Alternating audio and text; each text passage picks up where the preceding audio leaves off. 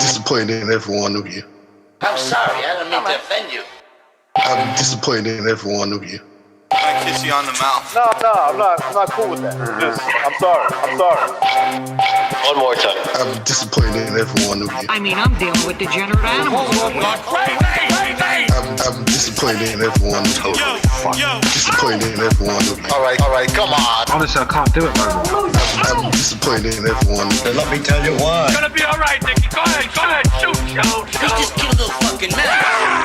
What are you going to do about it? You're happy because you got nothing. You don't got a thing. You're happy because you got nothing. Lomito! You got nothing. I want to get out of this rat hole. I want to get online. I need BDA boxing.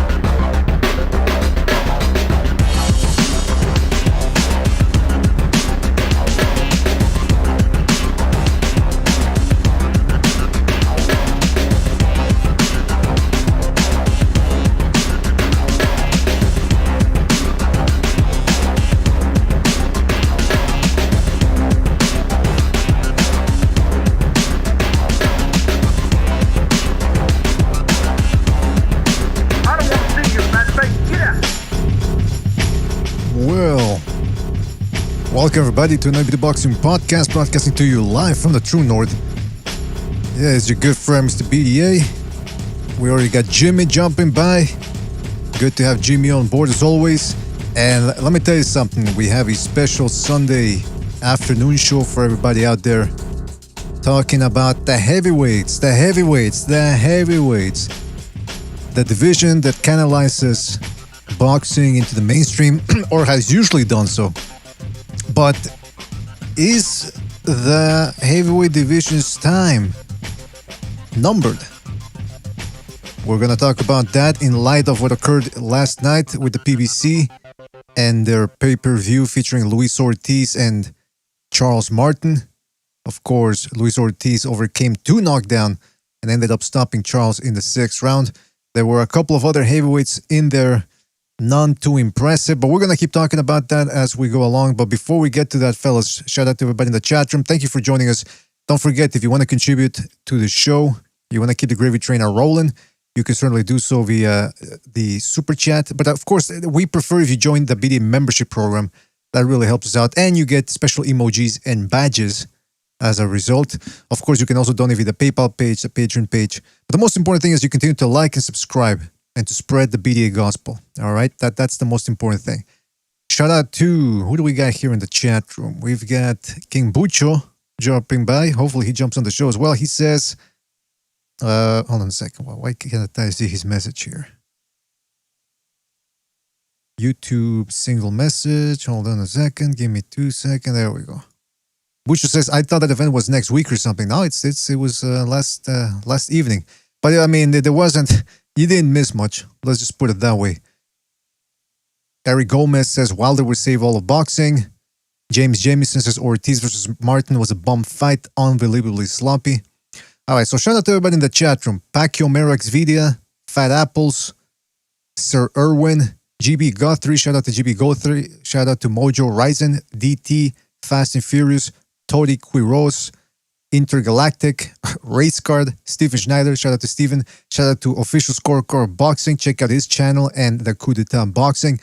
Shout out to Blues Boxing, the Quags, Triple JJJ, Epadokua, Andre Shooter, shout out to Andre, Team Batman Boxing, Noidia Forename, Virtuoso, PO9 Bala, Uncle Burnt Apostrophe, Aaron Kuko, and many more to come, I'm sure. What about me? Iron Fist, thank you for joining us, guys. Kids Up Skull, always from Northeast Los. All right, let's get down to it. Jimmy, thank you for dropping by. Oh, and by the way, we're going to be opening up the phone lines. Haha, open up the phone lines so you guys can let us know what you thought about the event and of the heavyweight division as a whole and what its hopes are. Jimmy, I don't know if you saw the card last night. We had Gerald Washington fighting some guy from Eastern Europe. We had the Coffee versus Rice rematch. We had the main event between Martin and Ortiz. Did you watch the event, first of all?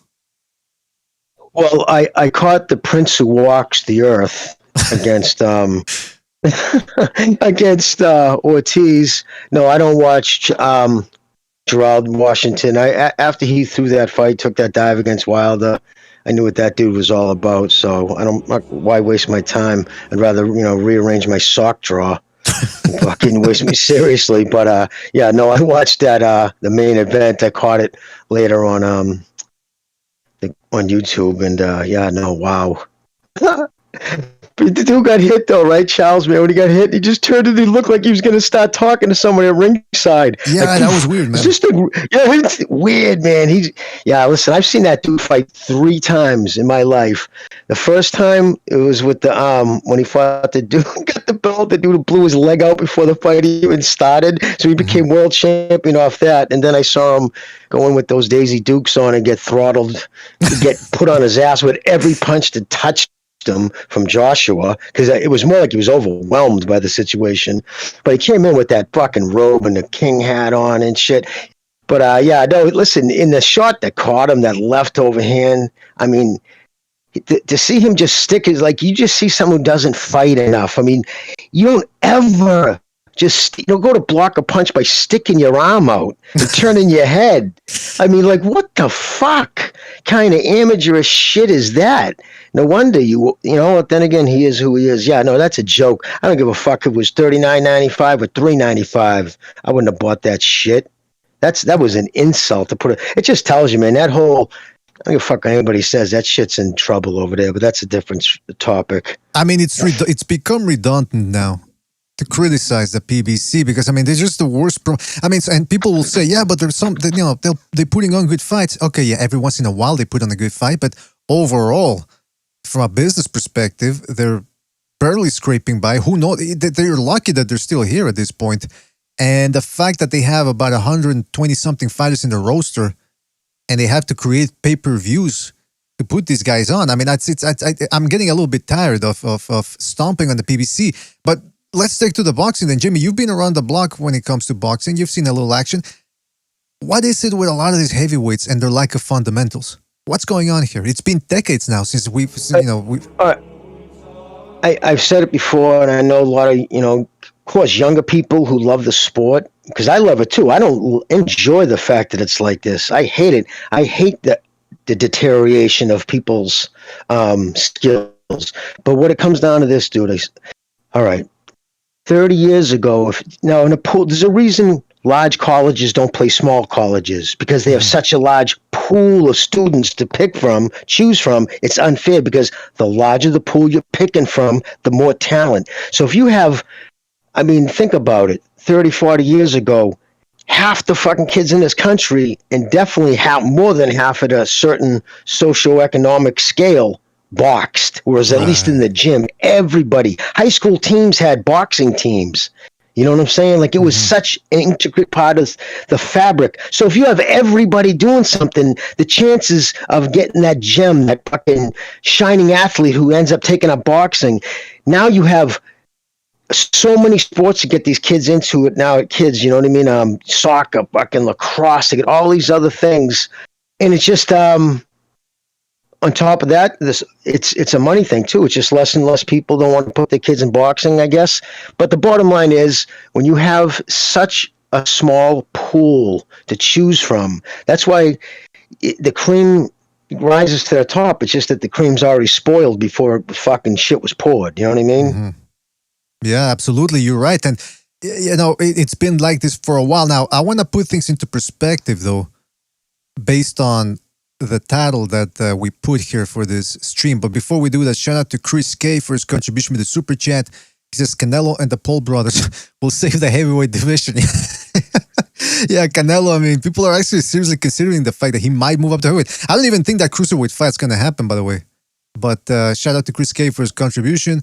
Shout out to Virtuoso for his contribution as well with the super chat. He says, Charles Martin always gets knocked out in slapstick fashion. Yeah, I mean, you know, I hate to make fun of a guy losing, but some of his loss, the way he gets dropped, is just, it's I don't know if it's the hair, the way it's wrapped up in a bun or something, but like Jimmy said, it looked like he got sent to another universe when he got hit and he thought he was in a conversation with somebody at a coffee shop or something, dinner with Andre. I don't know.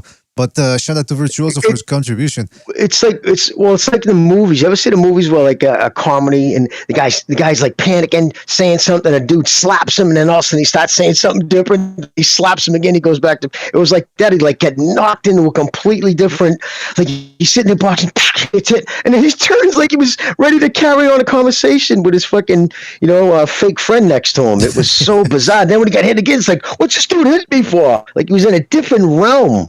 I was expecting, man, I know you hate to laugh about it, but that shit was funny, man. I was expecting to hear whoop, whoop, whoop, whoop, whoop, whoop. I mean, I don't know. It was just, it was comical in a way. But listen, look. The title of the video is Who Can Save the Heavyweight Division, right? Now, of course, it's a little hyperbolic, but allow me to explain what we mean by that, or what I mean by that. The heavyweight division, it's got some good names. It's got some good fights to be made. Let's not make it out to be as if we're in the dreaded state that heavyweight boxing was in the mid-2000s. After Vitaly Klitschko retired, you had Vladimir Klitschko, who was still fragile. You had guys like Chris Bird, but he wasn't exactly the most entertaining fighter out there.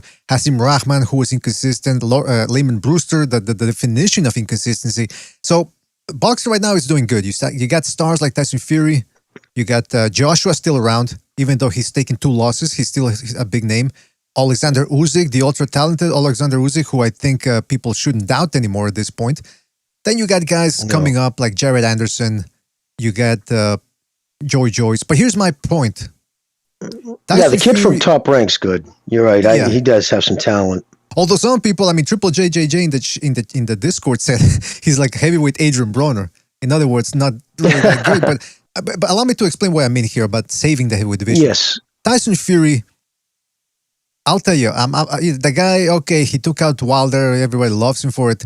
But I still don't trust the guy. I don't know if he's going to fucking retire at some point again. I don't know if he's going to relapse. I don't know if he's going to get caught with a PED. Who knows? He doesn't seem to be too interested in defending the title against Dylan White.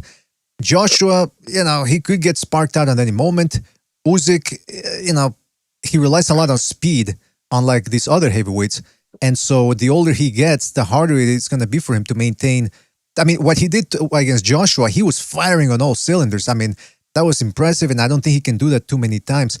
Joey Joyce is already 36. Dylan White's 34. Povetkin's out. Actually, you know what? Just to refresh my memory, Jimmy, let me put the Ring Magazine Top 10 rankings here.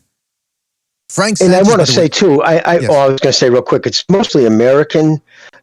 What happened? The fall of communism. You got to think under the Soviet Union, all these states now, you know what I mean? Ukraine, all this area was under communism. So they had no professional sports. They only had the amateurs. So once that wall fell, right, and communism fell in the 2000s, it's like now they're catching up. They're like 20 years behind America in like different ways.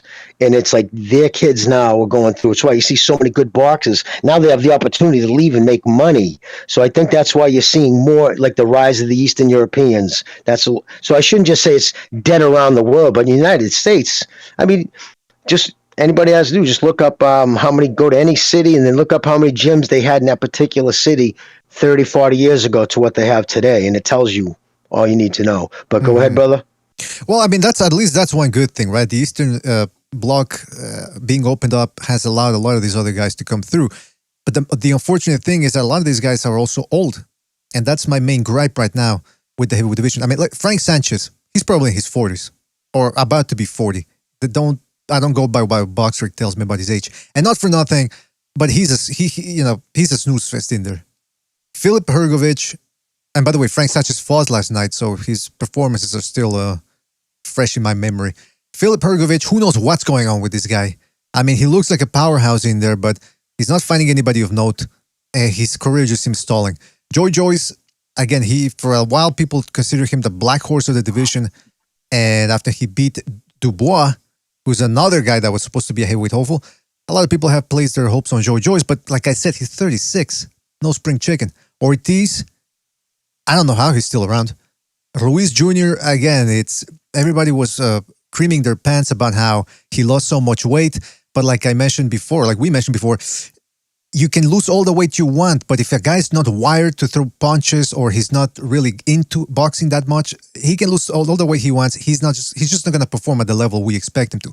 Joseph Parker, entertaining to say the least, the quickest hands in boxing profess in the heavyweight division, but very inconsistent. And again, like with Luis, it seems like the heart's not there to really dig down and produce something. Dylan White, he's 34. Deontay Wilder, he thinks he's going to retire. Joshua, still a lot of hope in him, even though he's got 2 losses. And at 1 or 2 good performances, boom, he's back on top. That's the way boxing works for the A-lister. Uzik relies on speed, so his time is limited. And then Tyson Fury, you never know when this guy's going to drop out of boxing. Lawrence Okoli, Tony Yoka, those guys are about to be in their 30s. Jared Anderson's the only one that's under 25, so it's looking a little dreary here. A little bit. Shout out to It Was All a Dream, by the way, for his contribution with the Super Chat. And he says, hold on a second, Happy New Year. Looking forward to the next Second Renaissance vid. It was all a dream. Thank you for your contribution. And yes, we're working on a Second Renaissance. It does take a bit of time to compile some of the stuff we want to talk about. And we also have to circumvent the YouTube rules because they're out there, man. Those goddamn Google moderators, they want to shut everything down if you don't conform. Oh, and shout out to WK Devon for joining the BDM membership program. Shout out to WK Devon. Really appreciate it, man. Really appreciate it. And, what do we have here? A surprise to begin the year. We got Steve Kim dropping by. Steve, is that you? Gentlemen, Happy New Year. Just wanted to drop in. Thought it was overdue for a visit. Hope everyone out there had a great holiday season. And here's to a prosperous 2022. Absolutely. Happy holidays, Steve. Right back Hey, at how you doing, Jimmy? Good, brother. Hope you had good holiday season. No, I did. I mean, to me, I don't really celebrate this all too much. December 25th and December 31st is really no different to me than, let's say, February 18th or March 23rd. Honestly, it's just another day for me. And I guess the real New Year starts on Monday. Everyone starts getting back to the grind. Hope everything's okay with you guys. Absolutely. Good. You, man. Yeah, at this point, it's just kind of a day off for me from everything because everything's shut down. Oh, really? Everything's shut down right now? now? Yeah, I just hold on Christmas. You know what I mean? Everything is just a different day. So I just usually chill in the sweats at the house. I don't do the visiting. I take care of that on other holidays. But yeah, it's a different story. By the way, Steve. But anyway, guys, what are we talking about here tonight in this fine world of professional prize fighting? Well, we were talking about the heavyweight division based on what we saw last night in that tremendous... This card made me long for the days of the Don King super heavyweight cards. We had John Ruiz, Andrew Golada. I mean, this was... Steve, I don't know, did you see the fights? Or the... Yeah, I mean, I watched some of it. Look, to me, this was... I didn't understand... There's 2 ways to look at this, and they're opposing viewpoints. One of them is like... I wrote this in my final flurries in my last column for Snack. This really wasn't all that much different than when Bob Arum would do Pinoy Power or Latin Fury, or as you mentioned, when Don King would stack his shows with a lot of title fights, and they were a little bit lesser priced. But I think the backlash comes from the fact that PBC at one point, Jimmy, you're going to love this, used to be, and now it's not, right? Yes, and they're doing 3 pay-per-view shows in about 100 days. But in terms of the show independently, to me, it more or less felt like a very souped-up version of Heavyweight Explosion with Cedric Kushner when they would develop guys like Derek Jefferson and Obed Sullivan. I don't know how many buys they did. I get the sense, guys, it's just a guess, they will not be releasing a pay-per-view buy rate for this card. Well, Steve, I suspect that if somebody does speculate about it, like Jimmy did here a couple of weeks ago, I think he's going to receive hell from a lot of people on Twitter, and especially Steven Espinosa. They don't seem to like it when people speculate about the numbers they did. Now, when you compared it to a Cedric Kushner card, to me, that's not really a good thing. That's not a good thing, man. I mean, no offense to the late Cedric Kushner. I mean, he did what he could. Well, BDA, we used to call that in the show, in the industry, jokingly, and these are people that like Cedric, God rest his soul, we used to call it heavyweight implosion. And look,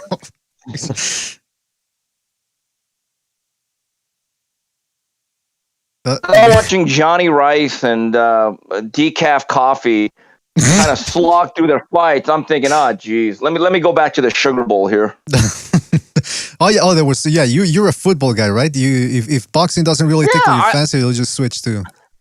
Look, one of my New Year's resolutions is to watch less boxing. I'm not watching every single thing anymore. I'm really not. I got other interests.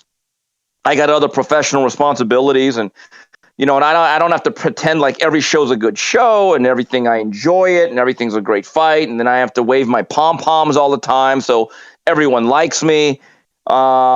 This is a pander-free zone here with me, and some of the stuff that I see just is not worth my time. It really isn't. And Well, I say all the time, time is the most precious commodity we have, and you realize that more and more as you get older.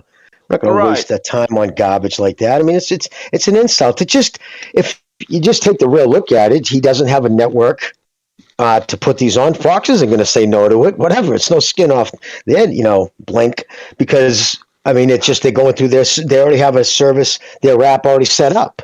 So it's nothing for them. Just, you want to put something on pay-per-view? It's just free money to them. They're just going to, use their streaming service. It's just that Showtime has allotted money for, a year for fights, and he probably sits down. These are the ones we're looking at.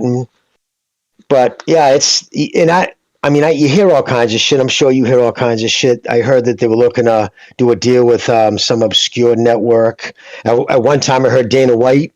People around Dana White said he was really interested until he looked under the hood, and all he saw was just a bunch of contracts and owed money, and because I guess he defers everything for a while, not just that first night for taxes, but just keeps giving allowances, which is now come to kind of got some weight to it when you see Aaron Bona tweeting out, "I can't live on this allowance." So, Jimmy, don't you mean Al allowance? It's an Al allowance anyway.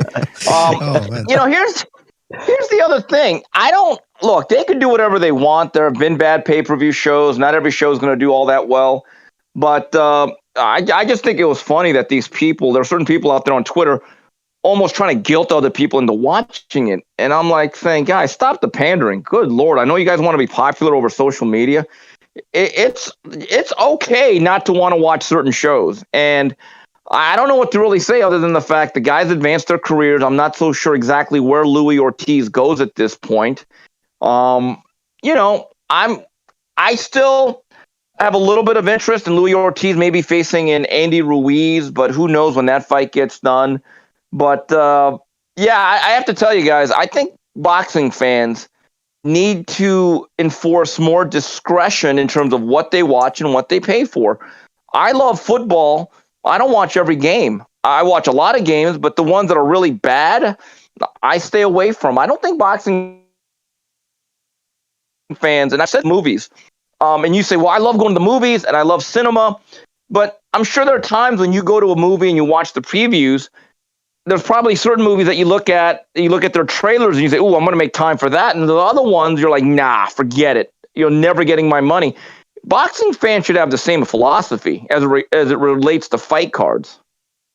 That's a pertinent point right there, man, because in my experience dealing with boxing fans on message boards and then on YouTube, there seems to be an elitism and some sort of unstated obligation to watch everything.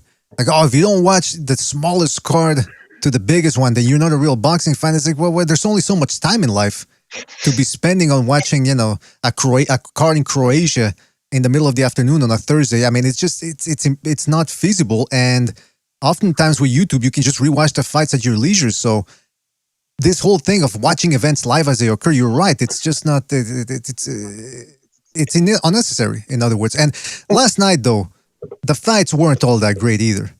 People complained about early stoppages. Charles Martin, I don't know what was wrong with the guy when he got hit by that left hand. He just turned it. He turned around to his corner, started talking to them in a conversation. Then you had Jerry Rice or whatever his name is. It's like Michael Moore in there.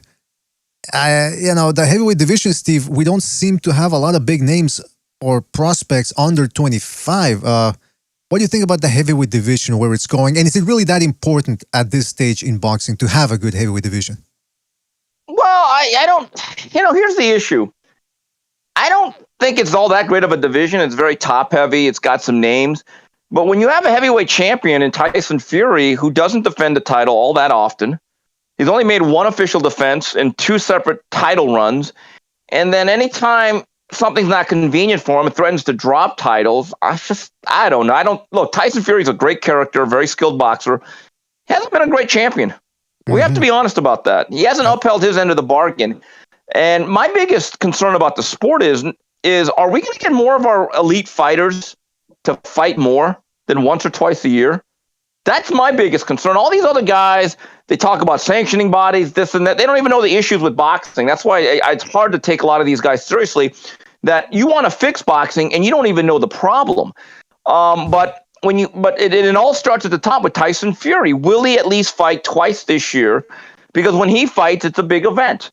I would like every fighter in the world to look at the example of Canelo Alvarez and say, you know what? I'm going to fight 3 or 4 times this year or in a 12-month span, and let me advance the sport, because we're already a niche sport, boxing. And then when you say, okay, but we're not going to fight all that often, these guys all wonder why they're not stars or making more money. It's because you don't do your part, guys. You don't fight. You don't do your jobs. Well, the sport's lucky it's got Jake Paul carrying it on his back. Isn't that what he tweeted out? Unbelievable. And not to mention, it flopped. So you ain't carrying it too good, bro. But to your point, too, real quick about the Twitter people, man.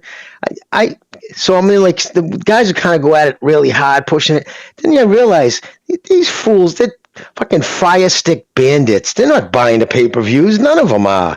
And it's just, I think they're angry. They're angry at the direction the PBC's gone, and they take it out on people who all along have said this was not the place you thought it was. But yeah. So what were you about to say, Steve? Well, no, and the other thing, yeah, you're right about that. And all these guys, it's like, it's interesting to me that all of a sudden these same people are pay-per-view advocates when it was all about free boxing just 4 or 5 years ago. And, I'm a little bit disappointed in Sean Porter saying, well, we don't need to have the Spence Crawford fight now. Well, look, Sean, I get it. You're working for PBC, but don't expect people not to call you out on that bullshit, but it is what it is. I have generally been a optimist about the future of boxing. I have now resigned myself to the fact it'll just delve further and further into being a niche sport. And I'm actually my next column that I'm going to write here in about an hour and a half is that the loss of Manny Pacquiao was very sad because it ended the mark of a great, memorable era. When Canelo Alvarez goes away, gentlemen, tell me if I'm doing hot take central. I don't think there'll be another transcendent superstar in the sport. Ooh. I really don't. These guys don't fight enough. They're not developing their skills. They don't take any risks whatsoever. They're stuck behind these network deals that really restrict what opponents they can face. And already you have guys at 15, 16 fights fighting twice a year at age 23. And I'm thinking to myself, you're never going to develop towards that. So my view is once Canelo leaves, who's the next star? I don't want to be alarmist about it, but I'm just kind of thinking about it.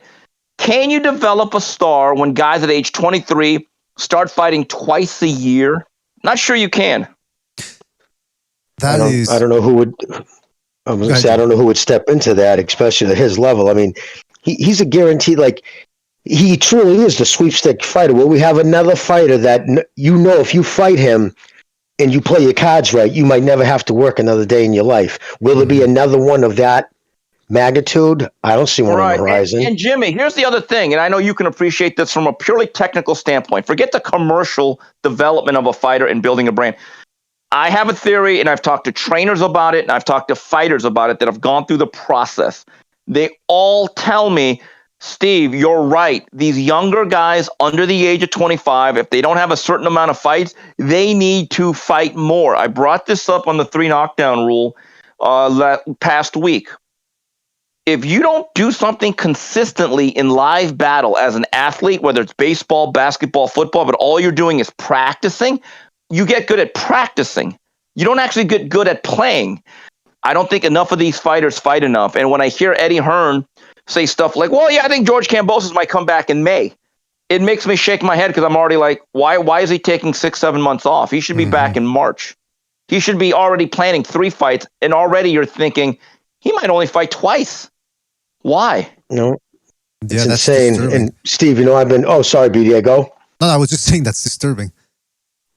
Oh, and because Steve, I've been screaming at that from the top of the mountain since the next round when I was calling it in. It's crazy because I played sports at a pretty high level, not obviously professional, but at a hockey team where we actually, even as an adult team, we practiced, and we had guys on that Budweiser team that were unbelievable in practice, but they just never had that when the lights were on. No, they to play exactly. And you have to play because, look, I played baseball. I was a very slightly above average player in high school. I actually played against guys that went to Division I baseball, a couple of guys that actually played professionally. It was a big difference.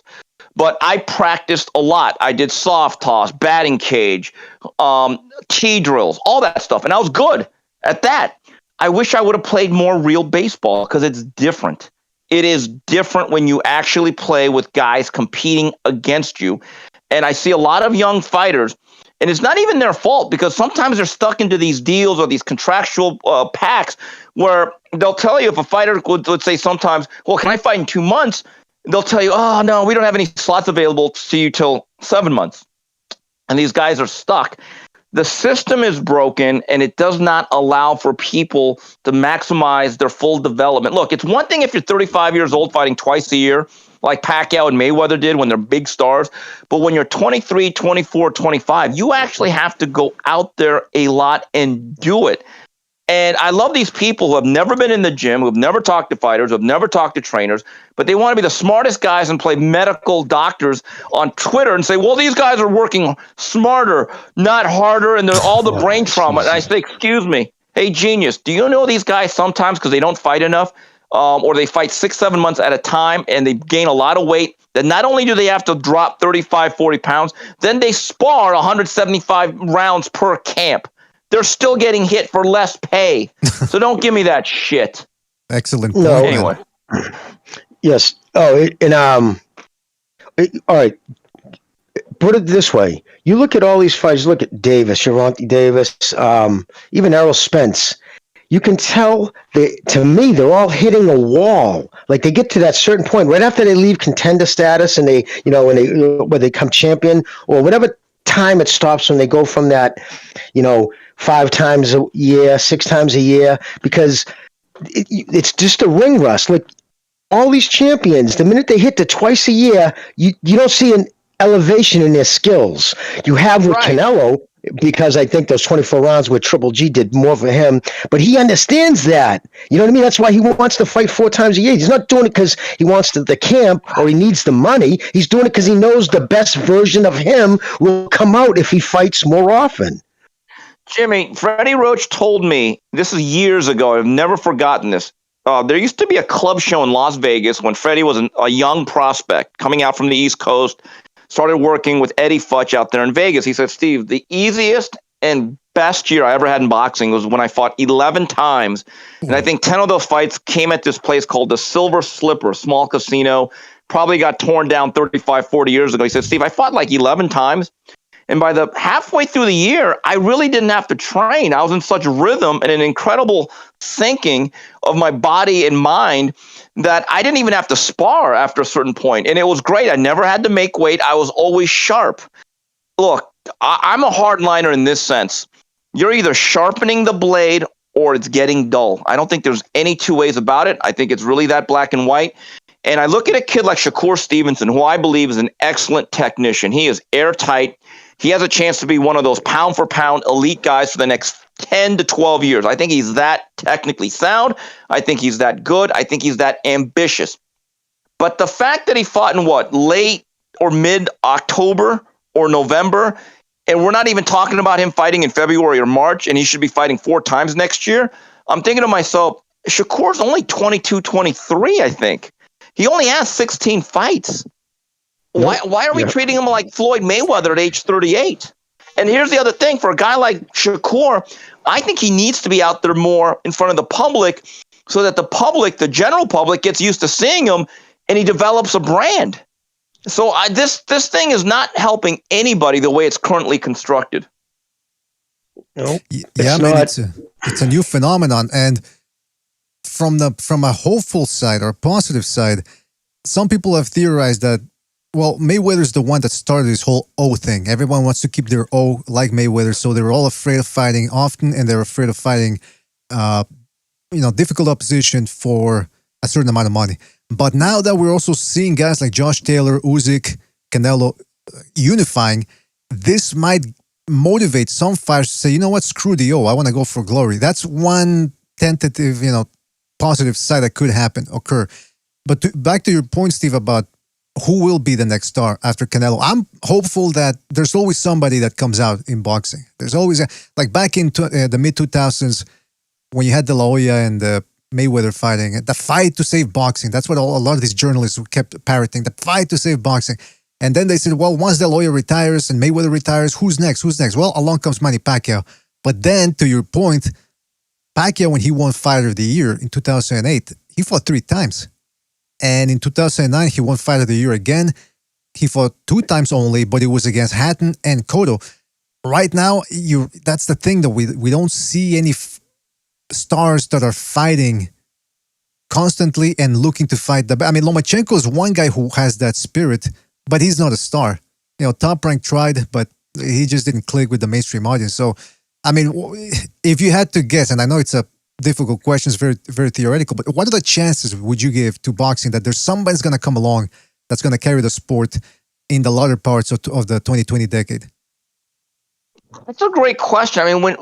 How do you define star? Is a guy that every time he does pay-per-view is going to do 500,000 buys? There's only one guy. That's Canelo. Mm-hmm. Pay-per-view right now, I don't want to say it's a dead industry, but it's certainly altered with the streaming and the other entertainment choices that are there out in the ecosphere. I just don't see. Think about this, guys. Canelo's going to probably be one of the last really well-known fighters to have more than 60 fights. I know a lot of them took place in Mexico when he was very young, but there's a certain activity where we got to see him a lot. Okay, and even he went through a stretch of about 6-7 years when he fought twice a year. Okay, so we got to be honest about this. But we're going to have a generation of fighters, the way it looks, they're going to make the Hall of Fame or make a case for the Hall of Fame with like 32, 33 fights. I'm thinking, wow, you're barely there. So part of being a pay-per-view draw and a star is building your brand and being out there a lot. Let me give you a statistic here, guys. And again, I know it's a different era, but it's still the televised color TV era of boxing. When Ray Leonard and Tommy Hearns first fought in September of 1981, it's the first major fight that I can remember, guys, as a kid. If you go back to the previous 3 years, and starting in 1978, and I use this as a marker because that's when they both became 10-round fighters, Leonard and Hearns. Leonard, between the beginning of 1978 all the way up until 81, he fought 14 fights at the round level. Hearns fought 18. That's 32 times between them that fought. So everyone got to know them. Middle America, East Coast, West Coast, Mexican, black, white. It became like a regular thing. Like, hey, these guys are guys. We're going to fight regularly. We're going to see them often. We get to develop a taste for them. 32 times those two guys fought between 78 and 81. That doesn't happen anymore. You just simply develop guys. And then to your point, Steve, I remember, because I'm old enough to remember, both of them had mainstream TV ads too. Hitman Hearns, he was selling liquor, a Budweiser, I think. Sugar Ray Leonard had everything. He was under Hertz. 7-Up. He was doing 7-Up. Remember that? Oh my God, he had so many. These guys were pulling down bank. They were part of the mainstream culture because they became a part of the. You don't become part of the mainstream culture if culture has to search you out. Right. That's my theory. Look, you know how high I am on Jaron Boots Ennis. I think he could be one of the best fighters in the world. But the fact that he put in a lot of fights early, Cameron Duncan bought a lot of fights for him throughout the country, smaller club shows that were never seen, local cards at the 2300 Arena in Philadelphia. He's well over 20 fights now, and he's still relatively young. I think he's 24. But think about this. He fought a couple months ago during the summer. When's his next day? Why haven't we announced anything for him? And I know that none of the champions will want to face him unless he is specifically a mandatory challenger. That's how dangerous and good this young man is. But what I would do if I'm his brain trust, I would build him up and say, you know what, I got to find a way. He's not going to fight just twice in 2022 the way he did this past year. I need to fight him 4 times. I need to fight him 4 times because I need to create an awareness about this kid. But guess what? It's not going to happen. Man, if hopefully something happens where economically something occurs where the purses start going down and it forces fighters to start fighting. I was just recently watching Cinderella Man, and that's when the big crash happened, the big economic crash, the Great Depression, and it forced fighters to take fights that they weren't willing to take before. It's just people get desperate. So I hopefully everything continues going well, but what I'm trying to get at is I hope something happens that pushes fighters to start really giving a damn, because let's face the facts, it's a two-way street here. It's a two-way line of communication. If fighters don't give us what we want, little by little, boxing fans, we're hard-headed. Sometimes we don't learn on the first mistake, but eventually we say, look, we don't want to watch these guys fighting nondescript opposition. Guys, let me give you an example. And I use the example of Julio Cesar Chavez's activity in 1990 that on the 3 knockdown rule. He fought Meldrick Taylor March 17th of 1990. Incredible 12-round fight. You could debate the stoppage all you want. He ended the year on HBO. He was actually the co-feature to Mike Tyson's last fight on the network. He fought a Korean guy that was propped up by the WBA, and my uncle got killed. I mean, it's not a good day for the 38th parallel, right? But think about this, though. In between that, he had 3 fights in Mexico, like tune-ups. And in fact, before the fight on the Mike Tyson undercard, he had fought 4 or 5 weeks prior against a guy by the name of Russell Mosley, who was a journeyman of note during that era. He fought everybody. 5 weeks before the HBO fight. That wouldn't happen today. And also, you look at Buddy McGirt. I've gotten to know Buddy very well throughout the years. I see him about once or twice a week now, going to his gym. And he fought Pernell Whitaker, 93, and then he rematched him a year later. Now, I always thought that those fights were back-to-back, and then I do remember that when Pernell Whitaker fought someone in Norfolk, to set up the rematch, Buddy McGirt fought Livingston Bramble as the co-feature. It was actually on HBO. And so they fought like 6-7 months later in the fall. I didn't realize this till I looked up Buddy McGirt's record. He fought 3 other fights in between that were off TV against guys like Jesse James Hughes, Pat Cat Coleman, who was pretty solid, all good 10-round fighters. And you know what Buddy said? He said, Steve, I was expected to do that. There was no way I was going to just wait for 7-8 months for HBO to call my date for the Pernell Whitaker rematch. I was doing my job. There's a guy in the chat still saying, you guys are living in the past. These fighters are not built that way anymore, unfortunately. I think that's the main point, right? That's a lot of these guys have become complacent, to put it. They're not, and he's right. They're not, I say the same thing. It's not that we're living in the past. Well, I guess you could say that because we're reminiscing about it, but because we lived it, we've seen, you know what I mean? It's not like we're hearing about it. We witnessed it, and we've seen the transition of what's happening. And I've been saying it all along. Steve's been saying it all along. It's ring rust. If you're not fighting regularly, especially of all sports, because it's truly a sport of inches, and it's so Oh man, I just rewatched Tyson Fury, Wilder, the third one. Why? It was by luck that Fury didn't get KO'd. There was like 3 or 4 punches. He was winded, so winded he just kind of turned his head, and that punch missed him by like a couple inches. But those punches again. Maybe Wilder's not a good because he was not a well. He'd be more technically sound if he fought more often, but. You see it now with all these fights. They're just constantly missing. There's so many punches that just falling short or just a distance. And these are things that are corrected when you fight all the time. To like what Steve said about Roach. Because you're fighting so much, you're not using your training camp as a fat camp, which if you're using half your camp just to peel the weight off and stop sucking air afterwards, first round of boxing, then, that sets you off in a lot better shape. And your face, that's true when you get a face callus or a punch callus, they used to call it, because you get used to getting punched in the face. And these guys don't do it enough, and it shows in the product. Excellent point, man. I asked James Toney. I saw him about 3 Saturdays ago. He actually comes in the morning, coaches a few clients, and he's told me, he said, Steve, and he admits he should have handled his career a little bit differently in terms of being better at going to the gym more, training more. But he said, Steve, when I was fighting a lot in 91 to 94, I was at my best. I wish I would have done that a little bit more, but he said the money did spoil me. But he said something interesting, and I said to him, I said, James, I have a theory that a lot of the big fights nowadays are disappointing because these guys fight so infrequently. They don't take a round off anymore. There's no such thing as a feel-out round. They take 2 or 3, and they're afraid to get close to the fire. And James just blurts out, man, these motherfuckers now take 8 feel-out rounds. I mean, yeah. And Jimmy brings up the good point too. Yeah. And Jimmy brings up the good point. Yeah, that Fury, I think it was you, Jimmy, who said after the fight, you said that was the worst Fury you'd seen in a while. Just sloppy all around. By the way, Jimmy, you also mentioned the fact that Danny Garcia is rumored to maybe being offered that he's been offered a fight with Jaron Ennis. But then I got excited when you mentioned that. And then I thought, wait a minute, Danny Garcia didn't fight at all in 2021. He last fought in November 2020. I think it was just a rumor that I heard was being bounced around in Philadelphia. Boots Ellis against Garcia in Philly at 147, though. So, which is a little strange because I know that he wants to go up to 154.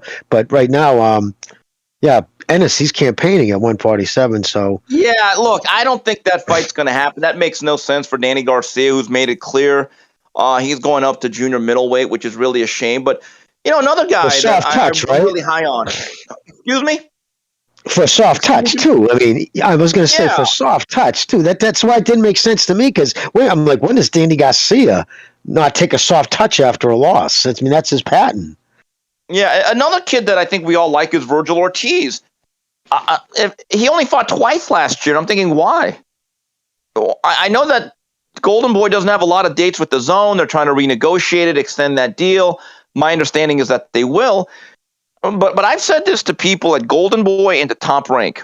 I said, guys, your resolution next year is to make sure that your top 3 or 4 guys, whether that's Inoue, whether that's Vasyl Lomachenko, Virgil Ortiz, Jaime Munguia, it relates to Golden Boy, make sure these guys get out there at least 3 times. I'm not even asking for 4 fights or to fight monthly like Archie Moore did. All these people are saying we're living in the past. Yeah, we are, because it was better. We're allowed to. Get over it.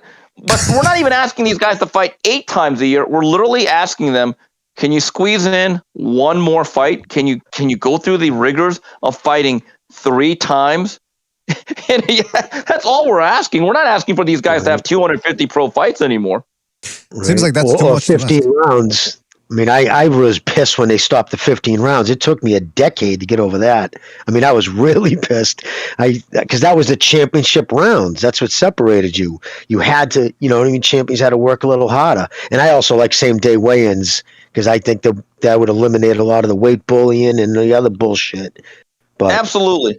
The other thing is, if you look at it, and I've had like really good discussions with people in the business who actually agree with me, but they can do nothing about it. I said, guys, if I go to a restaurant a lot and my favorite dish is only available once every 5 months, I would never go to that restaurant. That's what you guys are doing. I want to see more Inoue. I want to see more of certain guys. I want to see Jaron Ennis every 3-4 months right now. I think he's that entertaining. I want to see more of Virgil Ortiz. There are certain guys that I like just personally, and I'm sure you guys all have your preferences, that, man, every time they fight, it could be me, you, King Kong, Godzilla, you would watch them. We don't get to watch them.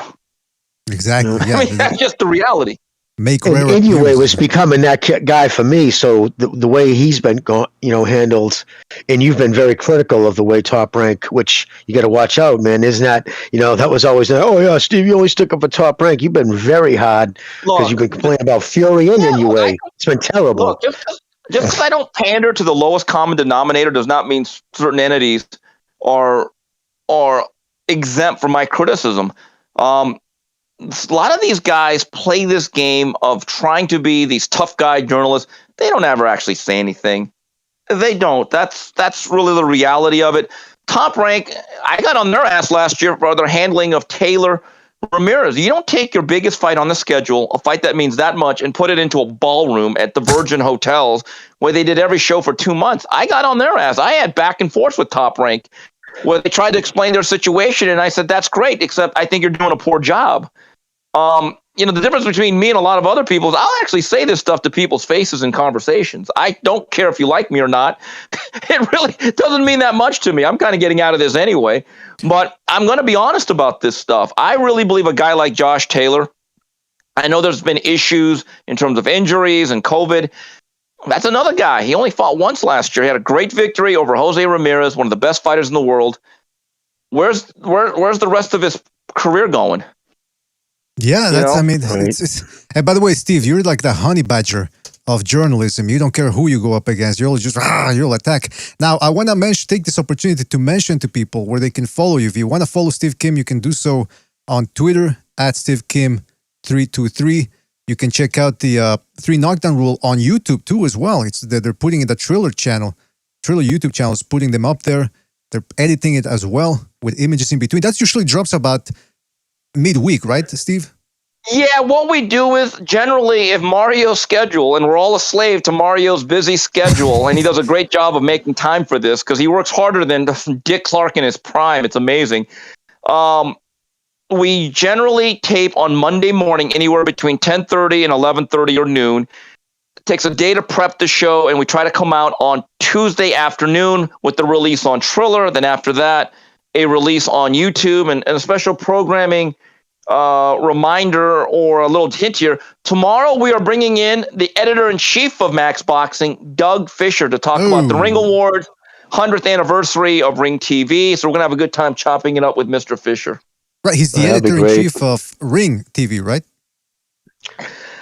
Yeah, Ring TV and Ring Magazine, and they just recently had their 100th anniversary edition. Wow, that's so I'm definitely looking forward to that. Hey, by the way, we got Gonzalo dropping. By the way, we got Gonzalo dropping by. Gonzalo, you there? Yeah, how's it going, Mr. Vidier? Good, man. Good to have you back on this new year. By the way, let me just finish here. And by the way, check out Steve Kim's weekly column as well on snack.com. And you can catch it on Jason Whitlock's show. He's been making some fire appearances. And that's the other thing. I wanted to ask all of you guys, because Steve, you were on the Jason Whitlock program and you were talking about how, like I said, you're the honey badger of journalism. I didn't even know this, that you used to get into squabbles with HBO about the way they were handling things. And I'm assuming that this was back when you used to call them the Heyman Boxing Network, right?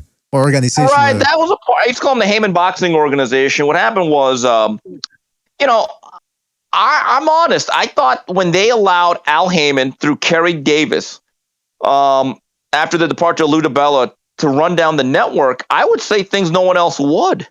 I'd call them out on it and how they would basically allow certain fighters to basically collect a semi-annual annuity. And there came a point, and I heard this from the inside, their employees were not allowed to talk to me. Ross Greenberg put through that edict. Anytime they wanted to interview me for, like, let's say a 24/7 or those shows that Steve Kim was persona non, which was fine by me. I'm good with it. I've done enough of that stuff throughout the years. I thought it was a great honor. And I was actually very, very flattered that you thought that much of me to be inside your heads all the time. I'm going to do my job. Like, and a lot of guys, they do this stuff for access and to be friendly, but they don't actually tell the truth all the time, and they don't say inconvenient truth. And yeah, there came a point in time on HBO when I was blacklisted right alongside Tom Hauser. I remember one time I'm at some event. This was in New York. Tom Hauser, who I've gotten along with for years, very accomplished writer. Tom sits down to me and we're talking, and Tom says, "Steve, me and you have a very rare distinction." And I said, "What's that, Tom?" He goes, "Me and you are both banned by HBO." And I started laughing. That's why you weren't holding your breath waiting for credentials from the PBC. I remember when they first launched, you said something like that on the show. Because, and I want to add, too, I don't think HBO ever even survived Heyman. I think he sealed their fate. He's also the one who created the whole division between them and Showtime. So that's why I was never a fan of him coming out of HBO. Everybody said, I got a lot of grief because I wasn't a PBC fan when they first started. You're not even giving the guy a chance. I'm like, you don't realize he was the guy behind the scenes at HBO? I mean, you don't know that? And then why are you talking about it? But yeah, do you agree that HBO, do you think that he really caused a lot of damage for the sport over there? There's no doubt about it. He became the descent alongside Kerry Davis, who allowed it to happen. The record speaks for itself. Then the marketplace changed. Look, HBO at one time was so important to the sport of boxing. At the end, they became a real liability. And that's all that really needs to be said. But it's funny to me that we were expected to act as their publicists. And, it was funny. I used to hear that I knew from someone specifically at HBO that one of their jobs as they entered the building as an entry-level position, their jobs were to print out certain articles from certain writers and then basically present them to the higher-ups at Time Warner and HBO. And someone said, "Steve, you're one of those writers. Every time you wrote something, no matter what it was, my job was to print it out and to put it on their desk." So I always thought that was pretty funny. Man, I mean, I'm telling you, this whole landscape has been changing. Maybe for the better, because this is what I wanted to bring up to you guys. Jake Paul, the contentious subject amongst boxing fans. Some people like him, some people hate him, some people think he's going to destroy the sport, as if he didn't need any more help. Well, he issued some form of challenge to Dana White via Twitter. He says he gave him some sort of ultimatum. He said, increase minimum fighter pay per fight to $50K, guarantee UFC fighters 50% of UFC annual revenues, provide long-term healthcare to all fighters. And then he said, I will immediately retire from boxing and fight Jorge Masvidal if you agree to this. He's shaking up a little bit of the boat here. He's rocking the boat because, think about it, he became famous not as a novelist, as a movie star, as a TV star, or as a singer. He became famous on YouTube. He's got FU money. He's not beholden to anybody. Do you guys think he's adamant about this? Is he genuine about rocking the boat? And can he actually do anything to change the system of boxing? Or is that way too much to ask? Yeah, I think a lot of this is wolf tickets. I mean, again, look, it's easy for Jake Paul to promote an event or two. I give the UFC credit. They run a real business. This kind of reeks of the guy that's failed at capitalism, although Jake Paul has not, that then wants to ruin the capitalist system because you haven't made it. Look, you can't have it both ways. In one way, we say, man, I wish UFC or boxing would be more like UFC, and then complain about the way the UFC is run. Which is it? Exactly. Which is it?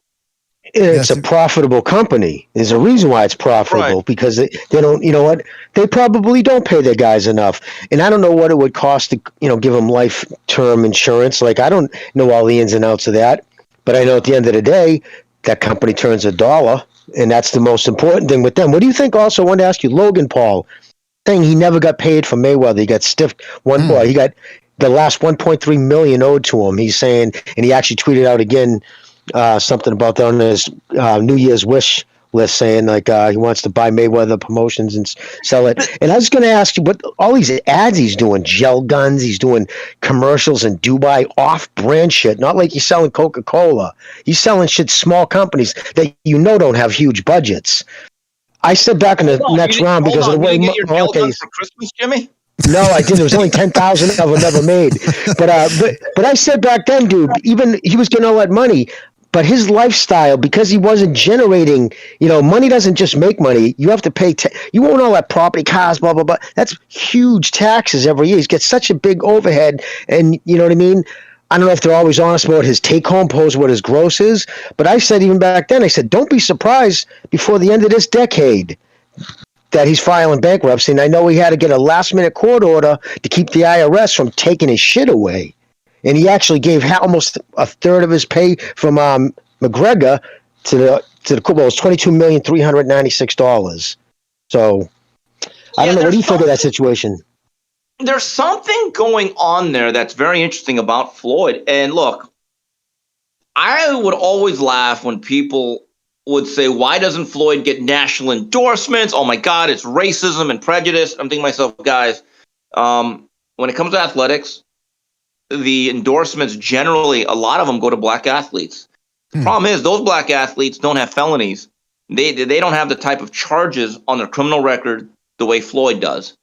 So when people say it doesn't matter, it's not our business, you may be right. It's not our business, but it does matter. Corporate entities, the major ones like you described, Jimmy, the ones you listed, they're not going to get into business with a guy with that rap sheet.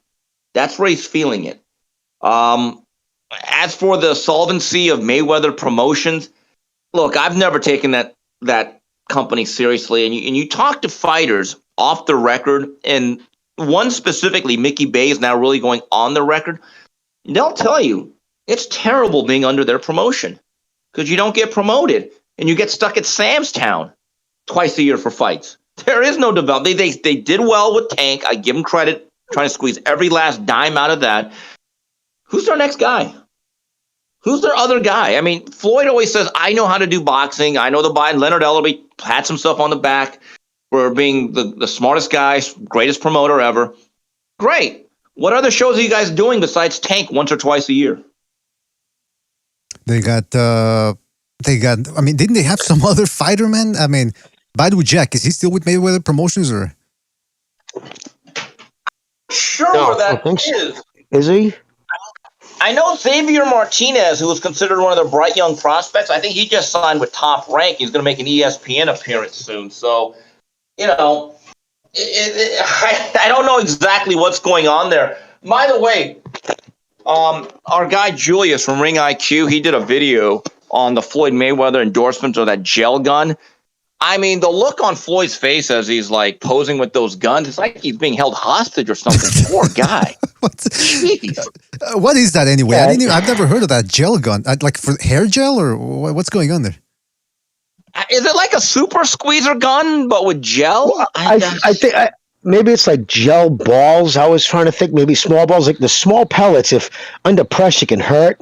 I think they made those because they would be less painful in impact. That's the only thing I'm assuming what's going on with it. But yeah, I mean, nobody financially sound worth hundreds of millions of dollars is pimping that or doing those commercials for some local glass company. The windows. The windows. Fuck is. What is he going to be doing? Meet and greets at mall openings next? I mean, seriously, what the fuck? You know what I mean? Hillary Clinton, yeah, that Costco. Man. I mean, poor Mayweather. I wish him the best, but I mean, when it comes to boxing, this is what we always tell people. Look, it's the fighter's prerogative to who they want to fight, when they want to fight, and all that. But you're not going to force me to pay for shitty fights. So if they don't make money, by the way, I have a question for all these people that live vicariously through Floyd Mayweather's money for all these years, like literally thinking they're part of the money team. So if Floyd's poor, does that mean they're vicariously poor too? It would appear so, yeah. Man. But you know what? Going back to that whole thing about Tank Davis, and not because I remember we got into that discussion about a year ago when Ryan Garcia got picked up by Gatorade. And somebody was saying, well, people were saying, what about Tank Davis or Devin Haney? Weren't they getting endorsements? I remember thinking, as it pertains to Tank Davis, Ryan Garcia is not going around running people over in the highway and beating up his significant other in public. I mean, it is what it is. You guys remember Tiger Woods, one of the biggest stars, if not the biggest star in the United States when it comes to sports. He gets into a bit of a, marital scuffle, because of his extracurricular activities. Boom, Nike drops him. A bunch of people dropped him. Now, they picked him back up, but they needed to create a little space just because of some marital issues. Now that's his business. But Nike and all these other companies, they have some sort of a moral compass where they go, we got to distance ourselves from them. So now imagine a guy like Tank Davis, he doesn't even register on their radar. Think they're going to give him an endorsement if he's going around. I'm with you on that, and it's already difficult enough for boxers. But again, if I am an athletic entity, like let's say Nike, Adidas, Reebok, whatever, if there's an athlete that only performs live once every 9 months, I don't know if I'd want to be in business with that guy, unless it's like Pacquiao with Nike back when he became a national or international icon. So, I don't think that Gervonta Davis will be getting a Nike deal anytime soon. Let's just put it that way. Yeah, he's facing serious charges, leaving the scene of an accident, being drunk, sending kids bodily harm. That's another whole charge. They went to intensive care, 4 kids under 21 years old, I believe. And I just want to say too, like we're all saying, like Nike and these guys won't do business with them, which is so hypocritical. They're soulless corporations who have sweatshops in Indonesia, but it is what it is. They still like to protect, pretend they have images, so they won't hire people like that. It has nothing to do with race. Their only color they care about is green. They'll exploit anybody. Exactly, man. No, there's not. Yeah. So anyway, guys, look, I got to get to lunch here. I just wanted to check in. I'm always listening in, even though I don't call in. I love what you guys do. Just want to wish all your callers and the whole BDA staff and team a happy new year, and I look forward to talking to you guys more throughout the year. Thanks for calling in, bro. I just want to say, you have a bi-weekly column, don't you, for Snack? It's not just once a week, right? Yeah, what it's I do is bi-weekly. I write something that comes out on Monday, then I write something that comes out on Thursday, and it is twice a week, as you say, on snack.com, snac.com. It's called K9's Corner, and then now that the new year has started, I'll be making my multiple appearances weekly on the Jason Whitlock Fearless Show on the Blaze, which drives half of boxing Twitter crazy, which makes it even more fun. Well, I love it. That's awesome, that Jason Whitlock show. Yeah, man, we enjoy it. So, yeah, great new year. Sorry, yeah. All right, guys, keep doing what you're doing, man. Boxing needs guys like you. Well, thank you, Steve Kim. Can you send a shout out to Dougie Fisher from Gonzalo, the BDA team? Yes, the BDA excellent team, point. Absolutely. Of course, Everybody from BDA. Gonzalo, and I hope you're having a very good new year. Thank you, sir. All right, guys. Have a great Sunday, guys. I'll keep listening. You too, man. Thank you for Steve. dropping by, man. Thank you for dropping by. I'll always appreciate it. All right, that was Steve Kim. Like I said, you can check him out at Steve Kim 323 on Twitter. Check him out on Triller as well. He's the YouTube channel for the 3 Knockdown Rule. I think they're also on iTunes. I think Spreaker and. Check him out on Triller as well. Stu, I got some echo coming from you, man. Right, so you can check him out on Spotify, I believe. I think they're on Spotify, but iTunes, definitely they're on iTunes. The Triller channel on YouTube. You can check him out at snack.com as well. Blaze Media with Jason Whitlock. He makes his appearances there. And again, it's Steve Kim Unfiltered. He doesn't really care too much about who he pisses off, which is always entertaining and always refreshing in these days where people are afraid to voice their opinion. So shout out to Steve Kim for dropping by. Always appreciate it. So yeah, we got, I think Gonzalo and Stu are here. So guys, Stu, are you there? Yeah, what's happening, boys? How you doing, Stu? Good to have you back, man. Yeah, man. I'm just sitting there watching a bit of the darts, and I saw you guys were live, so I thought I'd pop on for a bit. Stu. So did you see the guy who walks the earth like a king? Did you see his fight last night? Again, I didn't hear you, Jimmy. Sorry. Oh wow, Martin. Remember he said before that he walks the earth like a king. So I was wondering if you saw his fight.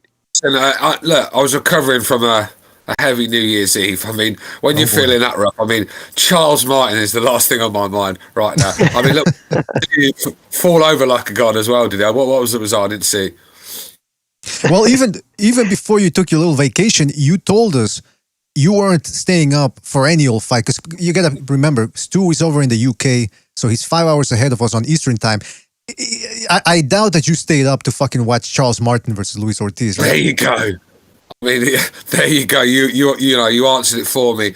I mean, look, I'm at a stage now in boxing where it's going to have to be a real appetizer to keep me up. Now, I don't want to see some one-sided affair, or some two average fighters fighting at 4 or 5 o'clock in the morning. I mean, it's just the days of me staying up to watch average fights are over. I'm sorry. This is what boxing has done to me. I love the sport because I was, the first sport I was ever brought into. My dad first person I can remember was boxing gloves. I got boxing gloves alongside the Star Wars Millennium Falcon shit. I remember that, and boxing gloves and that I got. So that's how long we're going back. So of course I love the sport, but it's just the way it's run. I mean, look at when you talk about Errol Spence, you were just talking about. I mean, this guy. How long ago was it when he would come to England and beat Kell Brook? And years ago, and that's when he should have stepped on the gas and become a star. But he's gone stale, really, hasn't he? I mean, let's be real. It was a terrible fight against Mikey Garcia. I mean, Mikey Garcia was just happy to survive every round, weren't he? Just fist pump in the air every time he got through the round. It was embarrassing to watch. I mean, and Errol Spence just went through the motions in that one. You know, he had a tough fight with Sean Porter. I could have gone either way. I think I had Errol just nicking it, but Errol Spence, he showed me that he can box, but he's also got a lot of dog in him. And I think Errol Spence is the sort of guy. I think the deeper you take him into the trenches, the better he's going to be. And I think he's one of them fighters where if he's not up for something, he's in 3rd, 4th gear and he's just not looking great. But I think if you stick a real, like Terence Crawford, I mean, we're going to get the best Errol Spence there's ever been. Whether it's enough to win or not is a different story altogether, because Terence Crawford is a tremendous fighter. But look, this is boxing today. You got Gervonta Davis, who I tipped to be a real talent, a real world-class fighter that could reign for years. This guy's gone stale. Who's he fighting? I mean, bum after bum after bum. I mean, there's just no more garbage left that Al Heyman can find on the streets to this guy. I mean, he's swept it up already, isn't he? I mean, look, the boxing needs to look. Tyson Fury Wilder. I mean, let's be real. I mean, that was the last time I really got excited for a big one. I mean, that still got my nerves going. It was a great fight as well. I mean, like I said, although it was a one-sided affair at times, I mean, Deontay Wilder showed incredible heart, man. And like, I said, that's all I expect from a fighter. When a fighter goes in there, he's not good enough. And that's fine. I accept that. There's going to be times when someone goes in there with a guy who's just too good for him. I get that, but at least try. At least try and win, or at least like Sean Porter being pulled out the other day was talking about it. I mean, that should never be allowed to happen. Pulling your guy out because he's frustrated. Come on, man.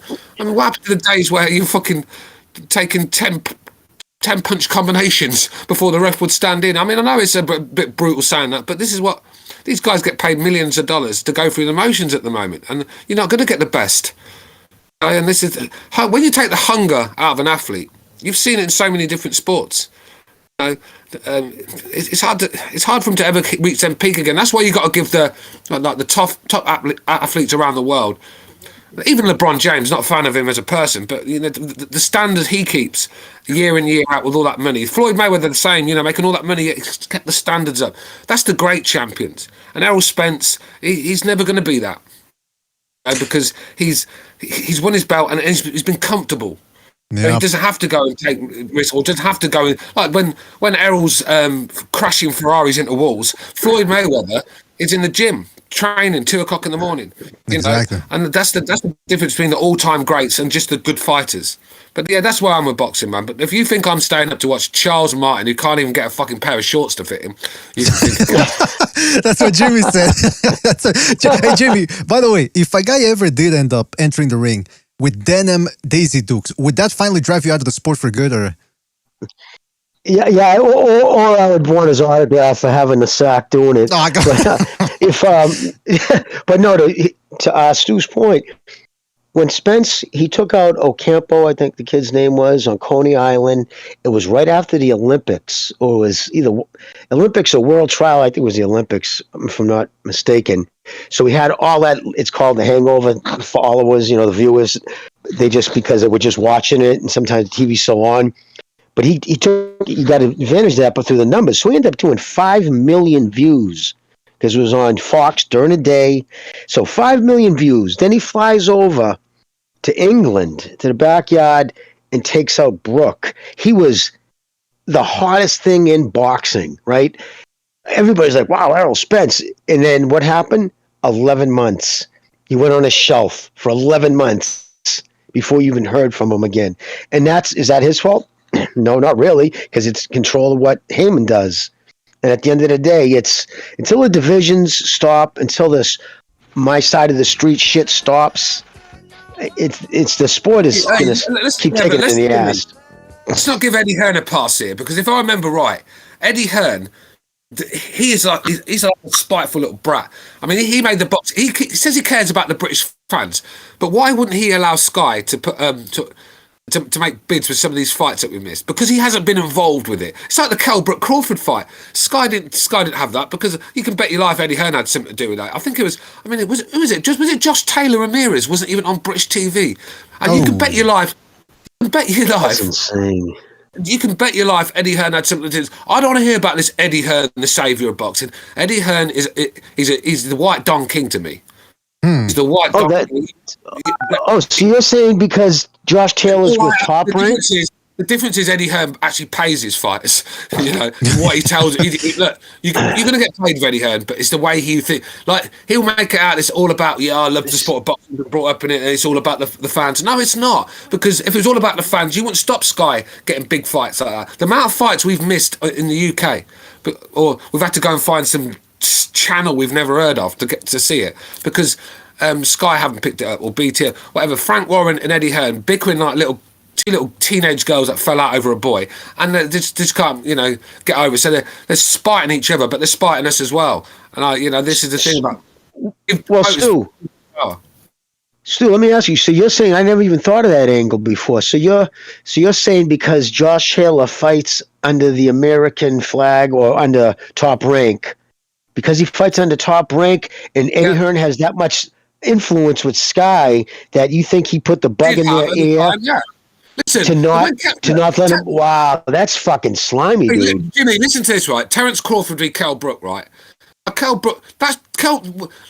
Sky was showing Kell Brook when he was fighting fucking Jojo Dan and Bizier and them bums. So, but they can't put him on when he's fighting Terence Crawford in America. I mean, come on now. And why was that? Because Kell Brook he went on his own with this. Didn't want Eddie Hearn involved in it, because obviously Bob Arum said something about that, so he said, yeah, well, I'll just negotiate without Eddie Hearn then. So he sort of dropped Hearn from the promotion. So how did Hearn repay Kell Brook? By pulling Sky out. So Kell Brook had no one really watching him, and it's just a petty thing to do. And anyone that thinks Eddie Hearn's a saviour to boxing is a fucking clown themselves. Simple as that. They're all snakes to a certain degree. And by the way, let me just real quick give a shout out to Steven Schneider for his contribution with the super chat. He says, great having you back, Stu. Absolutely, we're all happy he's back. Everyone here at BD Boxing is one part of BD Boxing. And listen, people say that Eddie Hearn is not with Sky, not anymore. But I'm talking about when these fights were going on. He was with Sky. He's only just his contract with Sky's only just finished. He was with DAZN and Sky. So yes, he was at the time. I'm not saying now. Obviously, now is a different story. But at the time, he was with Sky when these fights should have been on British TV. Hey, by the way, he's quite happy to give us Dillian White on pay-per-view, isn't he? And Cleverly Bellew and all them. Look,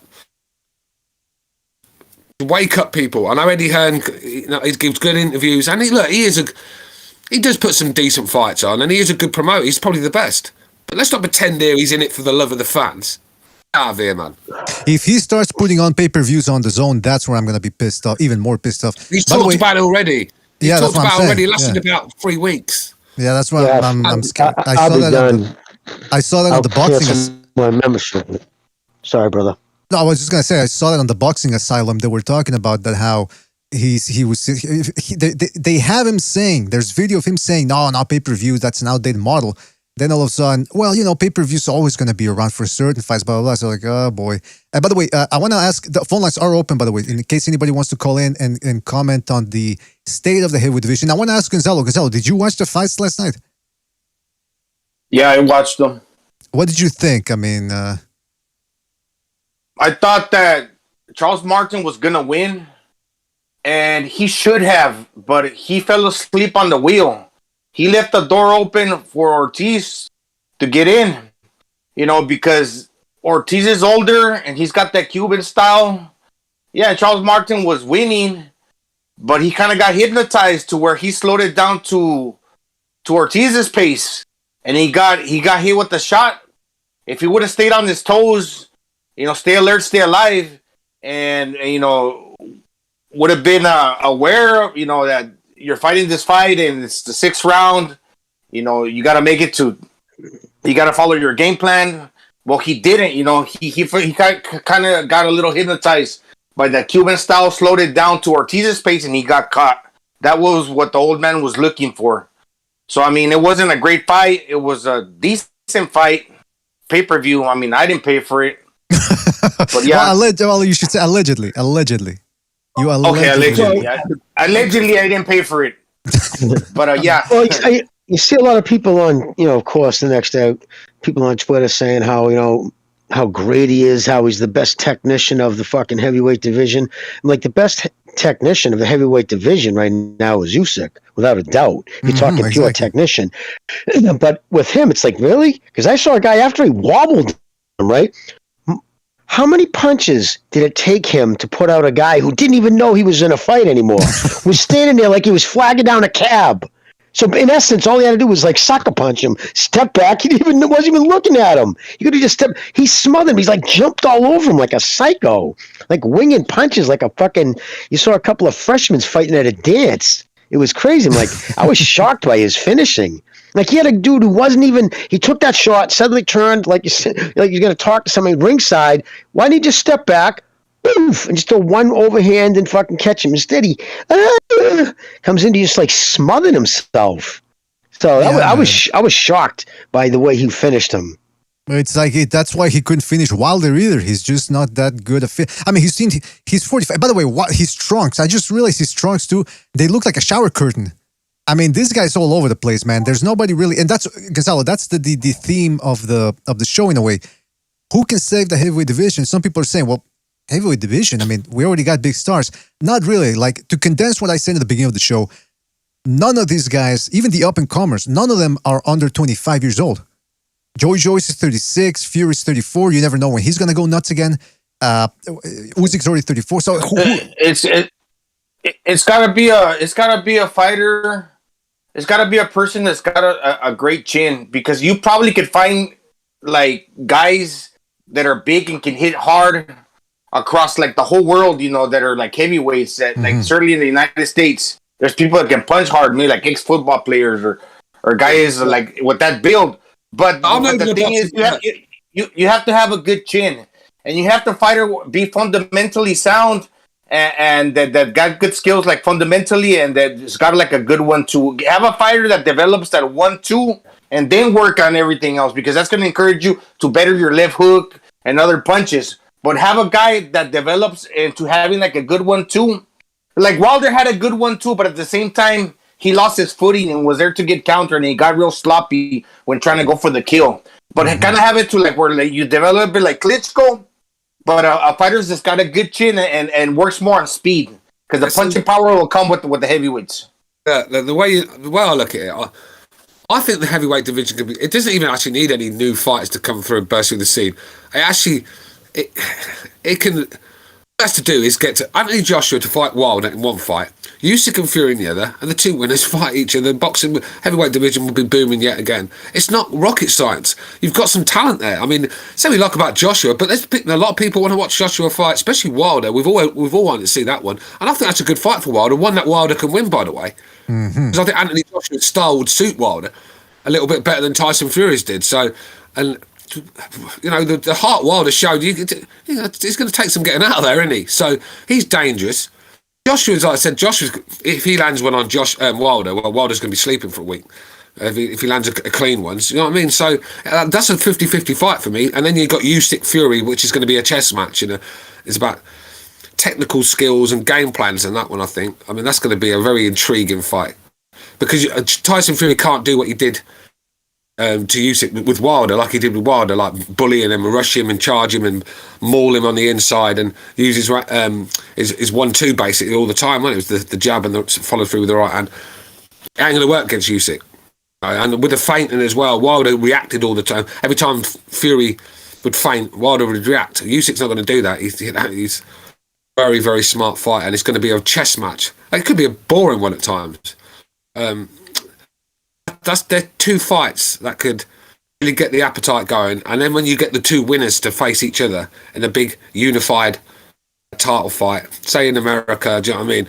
It doesn't get any bigger than that. That's all you got to do. You don't need some Mike Tyson coming from nowhere again to do it. It's going to take more than that, because it's all well and good having all great young fighters coming through, but if they're going to fight bum after bum after bum like we've been seeing recently, then it doesn't mean anything. You know what? That's a great point. It's not rocket science. It's simple, really. I mean, it's complex to make it happen in today's warped business practices of boxing, but the best fight the best, and that's how you revitalize the sport. Let's go real quick. We got the phone lines are open. You can call in. Numbers right there in the left-hand middle portion of your screen. Let's go to 351. Hold on a second. 351, you're on the air. What's on your mind? Hello, can you hear me? Yes, indeed. Is this Michael Poe? Yo, it's Michael Poe. I think the reception is bad. Can you guys hear me all right? We can hear you. Hopefully you can hear us, man. I can hear you, Mike. I can hear you. What's up, Mike? You're crackling up. Hey, buddy, what's up? You're crackling a little bit. But, oh, boy. What are you guys talking? The heavyweights? Because I just... Yeah, heavyweight... that it was on now, you guys. What do you think of the state of the heavyweight division, and can it prosper in this new decade? I think it's doing okay. I can't do much. I was gutted, like I said, for Joshua, but I wanted Uzik too to win, and he did. And as much as Eddie Hearn, I heard Stu talking about him. In Vegas, that would never happen, man. That would never happen. In Vegas, if that was a big, somebody saying this is Joshua, that would have been a draw.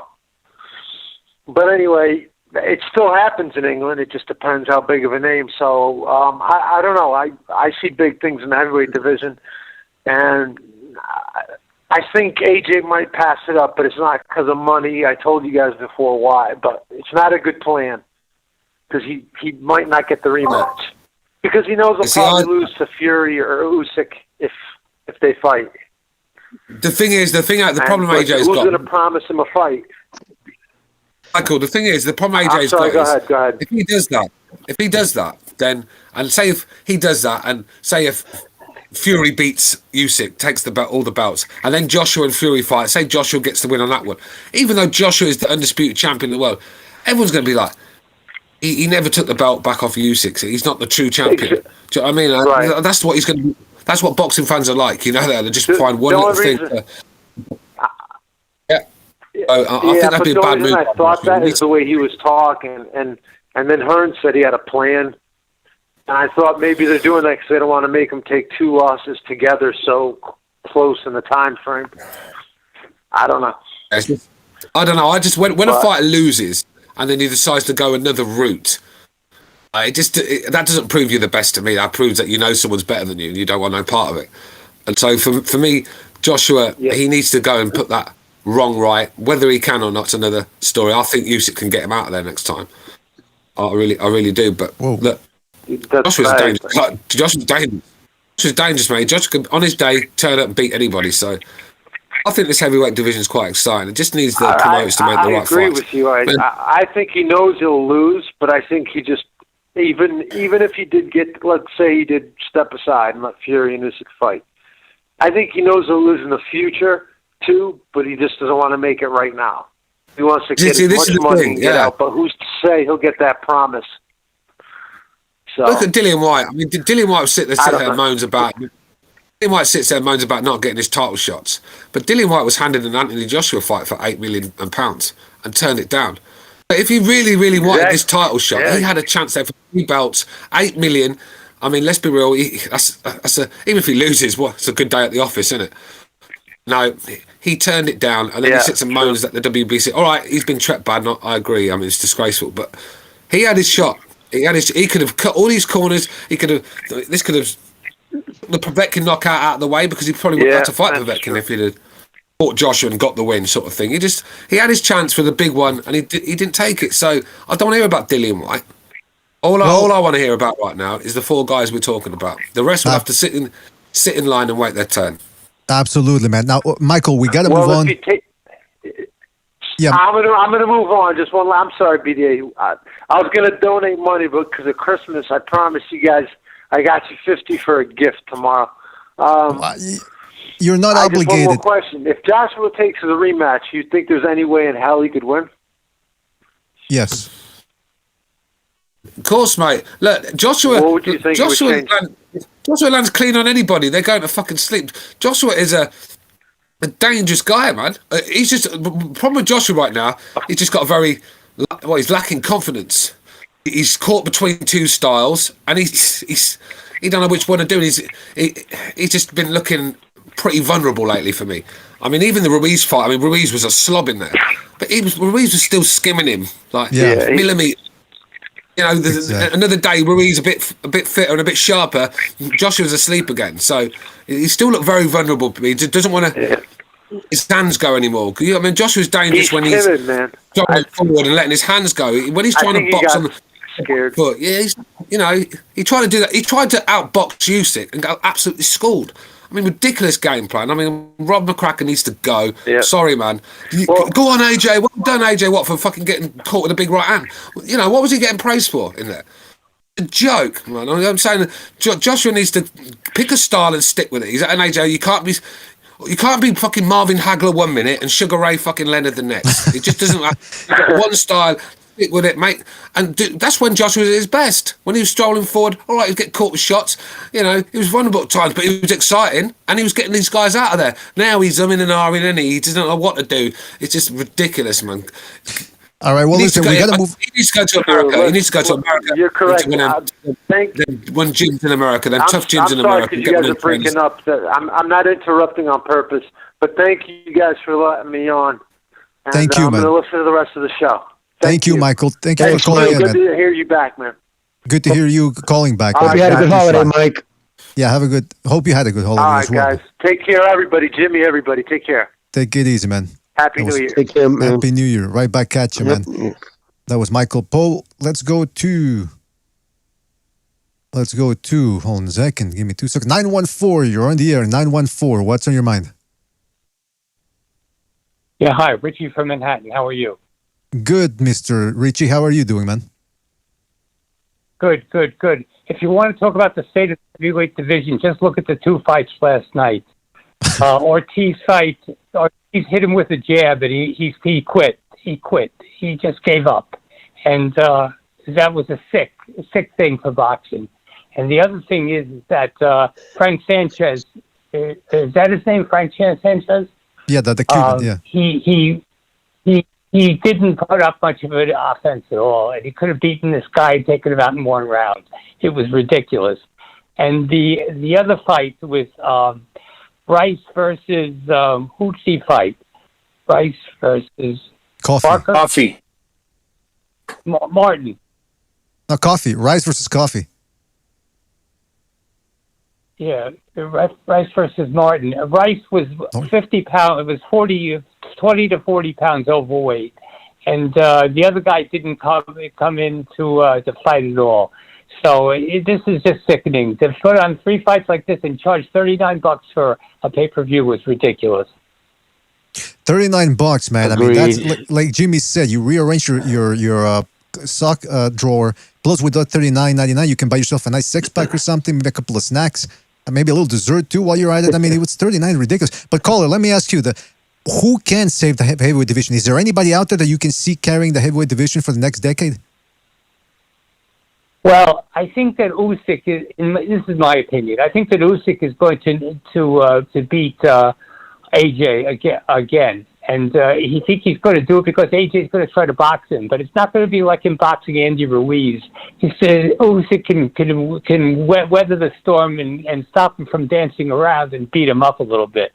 So I think that's going to be Usyk the next one, and. Other than that, Anderson may be something, but who knows? You know, you look at these guys and they're good in their first 8 fights, but you don't know what you're going to get from them later. And other than that, the Fury is not doing much. He's not fighting. And Dillian White. Who was that guy that Dillian White was going to fight? The Swedish guy. Oh yeah. Dillian. And Dylan White dropped out, right? Yeah. Yeah, he dropped out, and this guy beat up Tyson Fury pretty good, and he was afraid of that, so he didn't want anything to do with him. Yeah, man. I mean, you're right. It's looking a little dry out there, a little barren. But listen, we got to move on to another call. Anything else? Yeah. What did I want to say? I think that's about all. I wish you guys a happy New Year. I enjoy the show very much. Thank you, man. Thank you. We appreciate it that you enjoy the show, and we always appreciate callers like you who support the show. Call back next time, right, man? Take it easy. Thank you. Thank you, man. Yeah, I wanted to ask you, fellas. Thanks for calling, Rich.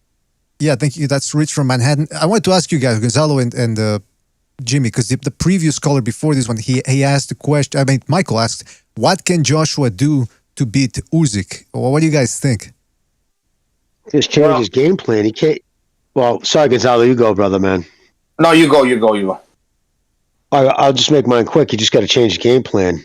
He fought him wrong. You don't fight a smaller man's fight when you're the bigger man. You go there and you press your advantages. Your advantage is you're bigger and thereby, all intents and purposes, stronger. And you got to test him really, like load up. Don't try to, don't try to outpoint him. The fact he thought he was going to outpoint him is just, I don't know who had his ear. Just go in there and he's got to make it ugly. Lean on him. Rake your forearm across his face in a clinch, even if you're getting warned. Oh, well, make it a fight. And he's got to try to beat him up. And other than that, if he tries to box him again, I think it's going to be even worse because Usyk has his timing now. So that's my opinion. Yeah, and that's the thing. We've never seen Usyk in a rematch. He might be one of those guys that if you give him a second shot, he just looks even better. Gonzalo, what do you think? Yeah, he's hittable. Usyk's hittable. If you see his fights, he gets tagged up as well. Obviously, he does more of tagging his opponent than he gets hit, but because he wins, right? He outpoints, he beats up his opponents, but at the same time, he's also getting hit. I would. This is just me. If I'm Anthony Joshua, I would squat a little on my D's, get down a little bit and get close to him and try to land some uppercuts. But most importantly, he hits hard with both hands. And since Usyk is always turning, I would try to spin his head the other direction. As he's turning one way, I would throw a punch in the opposite direction, a left or right hook. As he's turning to the right, I would throw, let me see, as he's turning to the left, I would throw a right hook and try to spin his head, come in one direction, counterclockwise. Or if he throws if he's turning to the left, just the same way. I would try to spin his head in the opposite direction with the hook as he's pivoting, and that's how I would do it. But I would have to sit in the pocket and get up close and maybe squat my leads a little bit and just try to time him when he's punching. That's what you do when you're getting outskilled by someone. Don't sit there and try to outbox them because you're not going to win.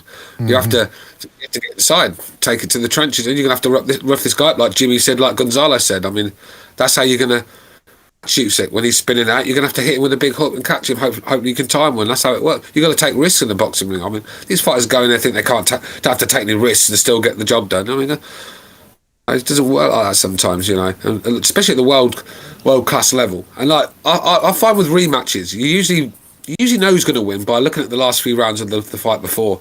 I mean, you saw, even in the first Wilder Fury fight, you saw Fury, he realised how to beat Deontay Wilder. A bit too late, really, wasn't it? It was only when he got up from that big knockdown. But he realised that you had to push Wilder back and put it on him. And I think Usyk sort of worked Joshua out in that fight. And I think good job it went 15 rounds because Joshua definitely wouldn't have made it. He was just getting stronger and stronger, Usyk, where Joshua was starting to fade. And I think Usyk worked him out. And that's what world class fighters do. When you fight a world class fighter, when you beat him once, it's good to just do what Teofimo did and just take your win and fucking sail off into the sunset. Because when you give them rematches, them sort of talents don't make the same mistakes twice. And I feel that'd be the same case with Usyk. I think he's got his number now. Just like I thought Fury had Wilder's number. Joshua's got Dillian White's number. That's just how it is. But Joshua has a chance. Heavyweight boxing, isn't it? That's right, yeah. And I want to get back to that, but I want to take a couple of more phone calls here. Some people have been waiting for a while. 678, you're on the air. 678, what's on your mind? Hey, BDA. Hey, panel. Jimmy, Gonzalo. Hope you guys had a great holiday. But I'm going to get straight to it. I just want to give props to the person who came up with the title of today's chat topic, because last night's pay-per-view with those heavyweights, man, let me tell you, the Sanchez guy that's with, I guess, the Reynoso crew, man, he was fighting. I mean, it's obvious. This guy should have fucking knocked him out in, like, the third round. I mean, the other guys lost 9 fucking fights. It's terrible. That was just terrible. That's one. Number two, look, I have empathy and sympathy for a man like Luis Ortiz with his daughter and everything, man. But you combine his age, you combine what we saw him breaking down, crying over his family. You combine, you know, how he lost to Wilder those 2 last matches. I think, honestly, he did himself no favors by winning last night, man, because he set himself up to be knocked the fuck out.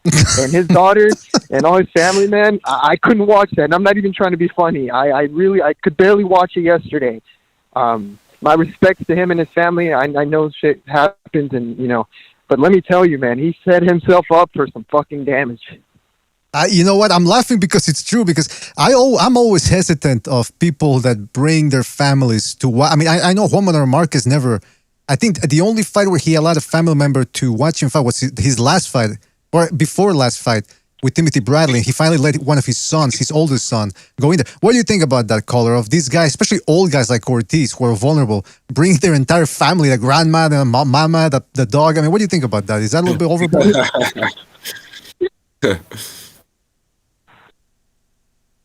It's what almost it's what turned me off to yesterday's fight, man. It's like I felt so bad that I wanted Luis to win, but I knew him winning. He's not King Kong no more, man. But with his family being there, I can't stomach the next match. I couldn't do it. You couldn't pay me to watch Luis Ortiz's next fight, man. It's gonna be a fucking funeral. That's right. He's Coco the gorilla now. Old, all his friends are gone. Robin Williams gone, and now it's, you know, death is at death's doorstep. Well, listen, caller, anything else you want to say before we move on?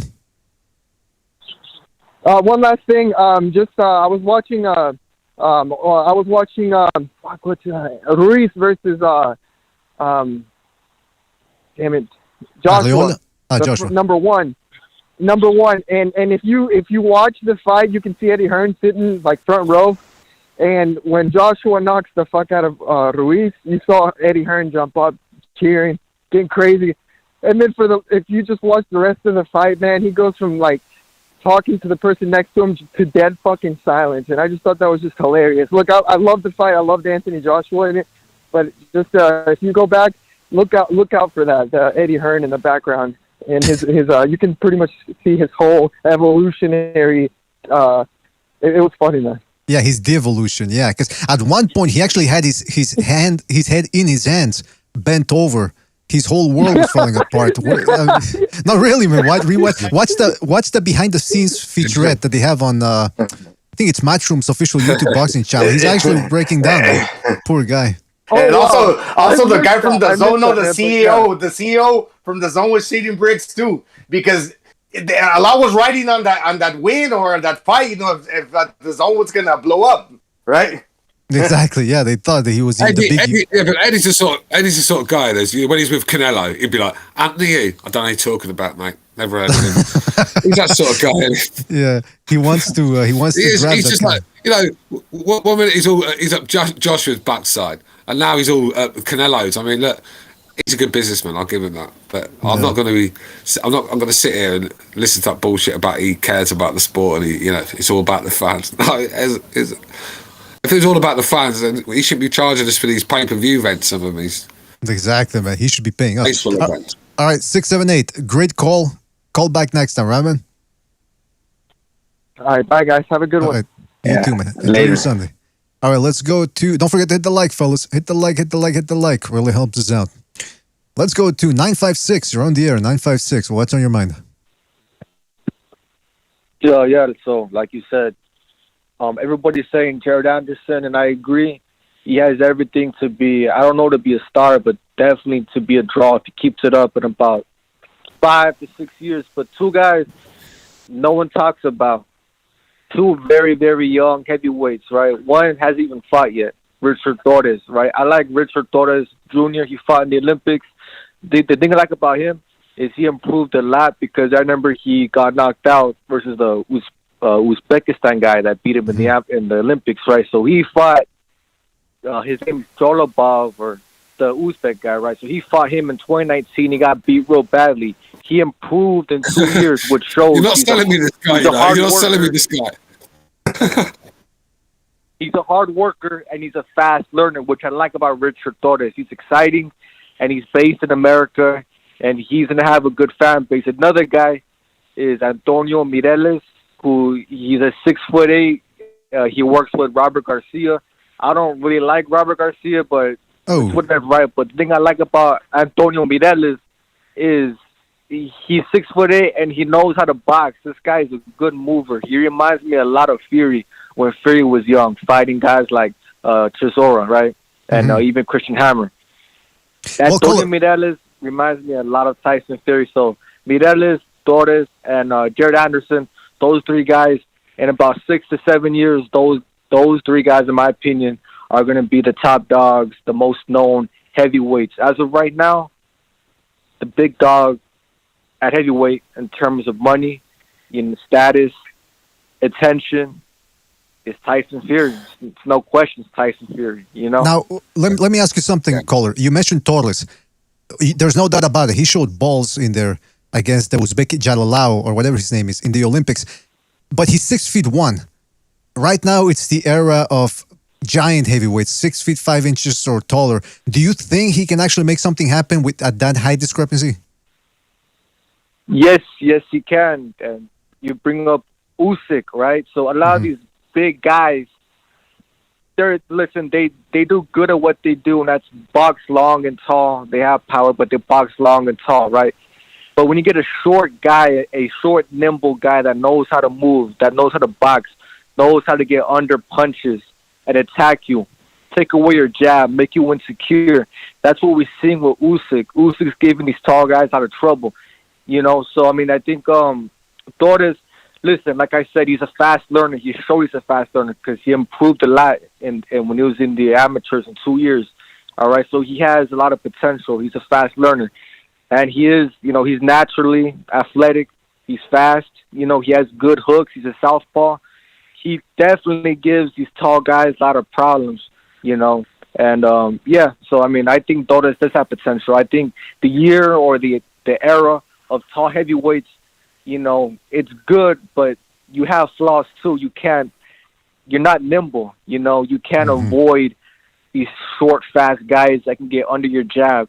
And once you take the jab away from these big, long boxers, they get insecure. Excellent points, man. Excellent points. We'll keep an eye on them. Torres and Mireles, who's 6'8", you say. I'm looking at... Yeah, those two guys, yeah. Yeah, Mireles kind of looks a little bit like Ice Poseidon.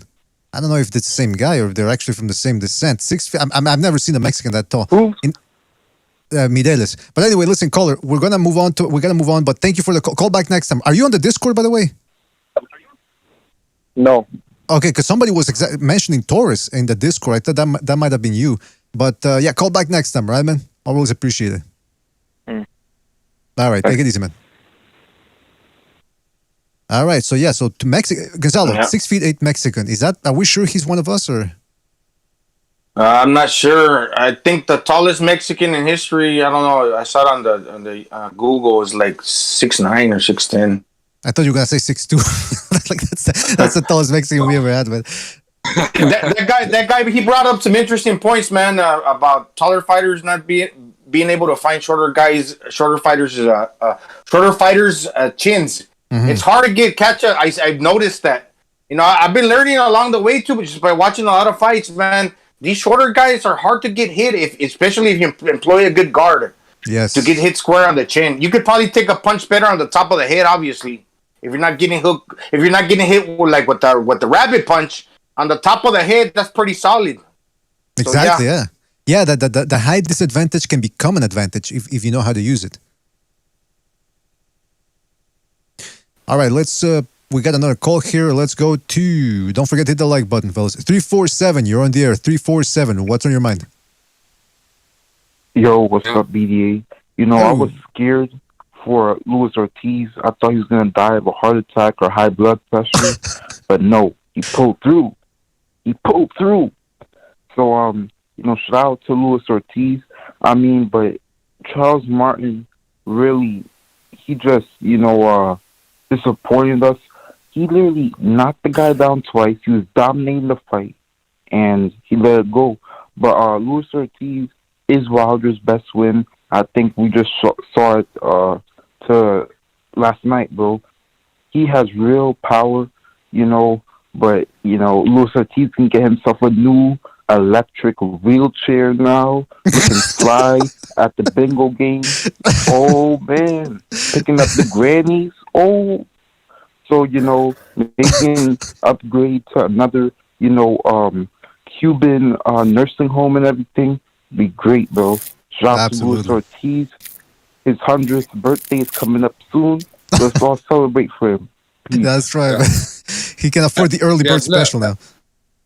Ortiz is, look, if a Cuban tells you he's 40, you put another 10 years on that. Exactly. I mean, it's just, that's where we are. So, look, this guy is a lot older than what it says on his record. And look, father time, as I say. But even in his prime, he was just never that monster, the boogeyman they used to call him. I just didn't see it. I mean, I just never impressed with Ortiz. Just never was. I mean, he came to England, he signed for Eddie Hearn, had two fights in England, stunk the joint out. Couldn't hit Malik Scott for toffee. It was just he was hitting air all night, and then the other time he fought Dave Allen. I mean, say no more on that one. So, and I've just never been impressed with the guy. I mean, I think he's had one good win. I think, but that's where we are. And this guy, like I said, he's past his best now. So I don't see the point of this guy fighting anymore. He just doesn't get my appetite going at all. I mean, I've seen enough of him with Wilder. That was enough for me. He should have retired after that fight because let's be real, he nearly got his head taken off. So that's where I am, man. Just not a guy I care too much about at all. He should retire.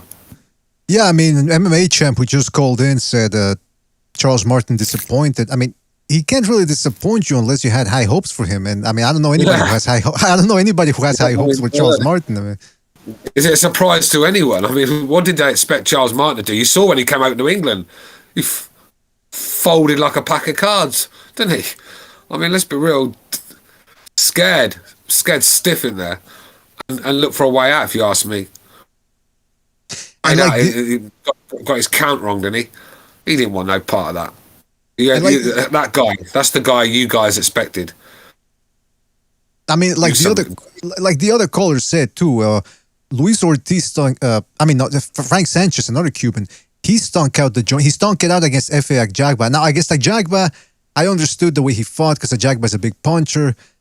But I mean, it's just, if he's going to be fighting like this against Christian Hammer, he was fighting Christian Hammer as if he was fighting Deontay Wilder in there. I mean, it was ridiculous. This guy's not gonna. I understand why. Now, people keep saying Canelo holds his own against Frank Sanchez in sparring. Well, now I know why.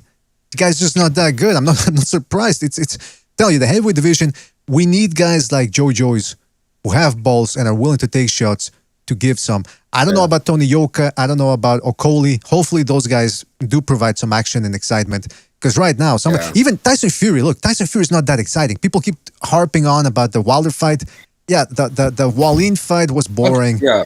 The Chisora second fight was boring as well. He just slapped him until he made him quit. I mean, but the thing is, Tyson Fury has got a knack of getting people on his side, and I mean, the Americans love him. Do you know what I mean? The British love him. Everywhere he goes, he's like a fucking people's champ, isn't he? And I think it's the full package of Fury. All right, you might not get explosive fights with him, but you're getting entertaining press conferences and you're getting trolling at his best at times. And like I said, it's always exciting when he's in there. And people say we like about Tyson Fury. Everyone wants to tune in to see him fight. No matter who's fighting, because you know you're going to see something bizarre. With the Wilder fights, he seems to have gotten more exciting. Contrary to what Josh was doing by boxing more, Fury's is doing the opposite of that. He's actually knocking Wilder. I'm going to say Wilder because he fought Wilder 2 times. But with him, he's looked more exciting. And the fact that he went up to 270, that's what I'm trying to say. Employing that style with that big frame coming forward. That's right. Yeah, he's right, Gabriel. Yeah, definitely, mate. But yeah, look, Fury's got the full package. Like I said, for me, I thought his fights with Wilder were very exciting, you know. But I think when he has to make it exciting, he can. And I think you got to remember he's with the Kronk now. Back then he was with Peter Fury. Both, well, you only got to see how Huey Fury fights to know what Peter Fury's style's about. You know, so you got that sort of style that just wasn't appealing on the eye. But since he's been with the Kronk, sort of brought that Kronk style, which I really like. I mean, Lennox Lewis and Vladimir Klitschko's, you know, speak for themselves. I think that when you got them sort of attributes that he's got, that's the sort of you need to be in. Not sit with Ben Davison, some fucking nobody. Hey, by the way, Stu, Uncle Brent Apostrophe in the chat says, it's wearing thin though. Actions speak louder than words, and Fury's ducking and dodging too much. In terms of opposition, he's saying. Yeah, I think with Fury, I think he's at a stage of his career now, but I just don't think he wants it anymore. I think it's all about if the right money comes along or the right. If he's going to get up for something, it's going to have to be a big one like Usyk or Joshua. I mean, I just don't think Dillian White really appeals to him. I think he was prepared to fight White, but I think White overestimating his importance. It's probably, you know, priced himself out of another event. I mean, how many is he going to price himself out of? No, I don't want to hear any excuses from Dillian White. He's been given. The people say he hasn't been given an opportunity. Yes, he has. He's been offered a few, and he's turned them all down. So I don't want to hear that. And like I said, he's been messing up. All right, he had fought Povetkin in between and stuff, but that's 2 fights that he didn't have to have. He should have took the Joshua fight. Yeah, man. I mean, I understand the Fury's, you know, he's got the money and he might feel he's done enough. But I'm going to tell you, man, and I know you're not justifying what he's doing. You're explaining what he's doing. It's baloney, man. Yeah. The guy hasn't... What has he done? He beat Klitschko in 2015. Yeah, I agree. I agree with you, BDA. He, like I said, he doesn't want it for me. I mean, like I said, he was fighting for money now. I can tell. I know a fight when they fight for money. I mean, that's what it is. I just don't. If nothing, he's not one of them guys that's going to go and do the championship proud. So like Joshua, say what you like about Joshua, but he went fought anyone that stepped forward. Apart from Wilder, obviously, that's a long story for another day. But you know, he fought all comers, and that's what champions meant to do. Where Tyson Fury would get a big win and go missing for a year, and then come back, fight a couple of bums, have a big fight, and go missing again, and then come back, have another fight. And it's just there's no fluid.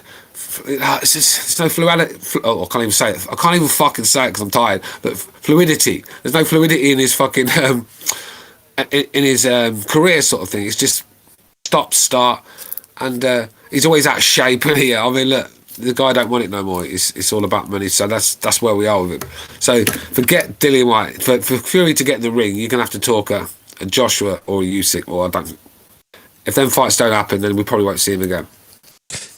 Yeah, that seems to be the story of the heavyweight and boxing as a whole, man. It's these guys make a little money, and all of a sudden it's, hey, I'm set, man.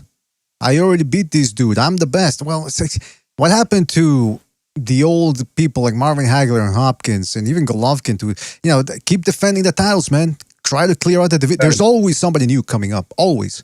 And these people, that's one thing. That's one thing about Canelo. He's smart. He knows. That's why he's keeping busy, and he's giving himself the biggest challenges now while he's still in his prime. Because in boxing, it happens for a few years. You get a 2 or 3 year spell where you're at your best, and you have to make the best of it. Because when it's gone, and that's the thing. You could just turn it one day and it's gone. So that's why you have to. Like Errol Spence wasting the best years of his career, Tank Davis wasting the best. They've all been doing it, haven't they? Even Crawford. Look at Crawford. Look what a fighter he is. 35 years old. How long have we got left of Terence Crawford? Not long. Wasted years. I know. He won this. He won that. But how many big fights has Terence Crawford been in? Really? That you I mean, there's not a lot there for him, is there? So that's where we are. When you're at your peak, you have to get the big fights in and get him as often. And that's what Canelo's doing, because right now he's the best fighter in the world. He's not gonna be that for much longer. He's probably got another 2-3 years, and then someone else is going to come through, and he's going to start to fade. And so, business out the way where you're at your best. That's my. Don't wait till you're finished and then get embarrassed. Hey, I'm gonna drop off for 2 seconds. I'll be right back. Hold on. Yeah, something's the phone. Something's affecting. Yeah. All right, I'm back. What do you say about that, guys? Would you agree with that or not? Yeah, certainly. The Charlos too. Counter punchers don't really let their hands go. Not fighting often enough. So I mean, they become a little like they got ring rust. So they put on lukewarm performances, and they're not really considered like the best. The best fighters in their division. Well, not only don't like. All right, Charlo, you said a perfect example. I agree with what you were saying, by the way, Stu. But Charlo, Errol, Davis. Look at all those guys who don't only fight once, maybe twice every 18 months or so, right? They've all plateaued. In fact, they all looked better, in my opinion, a couple of years back. And that's because, so you're climbing as you go along, you're supposed to be fighting better people when you're up at the top, at the upper echelon. Yeah. So instead of, when you're sharpening, still. All right, for instance, we talked about it earlier. Those 24 rounds, regardless of who you think win, we don't have to get in all that bullshit. I know that 99% of everybody thinks, G won the first fight. But one thing that Canelo's the big winner out of that is those 24 rounds with him did more to make the fighter who he is today than anything. Yeah, without a shadow of a doubt. Than all the other fucking rounds before, right, bro? Without a doubt. No, there's no better education than actually being in there. The sparring and all the watching the videos and listening to it. It doesn't mean anything. It's when you're in there, that's when you learn so much. And that's the best fighters will adapt on the job. If something that's not working, change game plan. You change it up. You don't just keep doing sign of madness. Keep doing the same thing, and when it's not working, come on. And you know what? Like a lot of people. I'm sorry, Gonzalez. Take 1 second, dude. I'll let you jump in there. All right. The one thing that everybody said, Canelo was more of a kind of a counter puncher before. Like, you know what I mean? His style has almost completely changed. You know what? I credit that. The 10th round of the second fucking fight with G. When he took G's, exactly. When he took G's best punch, yes, he got rocked. Yes, his boy, when he got to the corner, said, "You all right?" And he shook it off. But that confidence between his balls grew like, holy shit. I just took this fucking Kazakhstan hardest shot onto my chin, albeit in the 10th round. If that was the first couple of rounds, I don't think that he would have survived it. But that right there changed him. He's like, I took that shot. I'm still right here. So that and just everything else that goes in fighting somebody like that, it sharpened him. And it also gave him courage and more fucking confidence. All right, Gonzalo, go, brother. Yeah, he felt it. He felt it. And this is what I was going to say.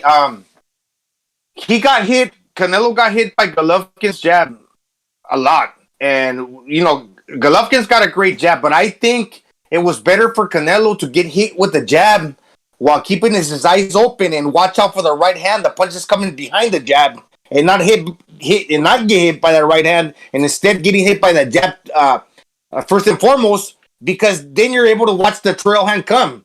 And that's where he learned how to improve his defense while staying inside, keeping his eyes open, watching what's coming, but really watch for the big one. And when you start learning things like that, when to expect the big one, to roll with that or not getting hit by it, but at the same time you have a great chin and you could kind of take the jab, and they're going to say, oh, Canelo was getting hit by the jab a lot. Yeah, he was. But if he was more concerned of not getting hit by the jab and getting surprised by a right hand, he possibly would have got knocked out.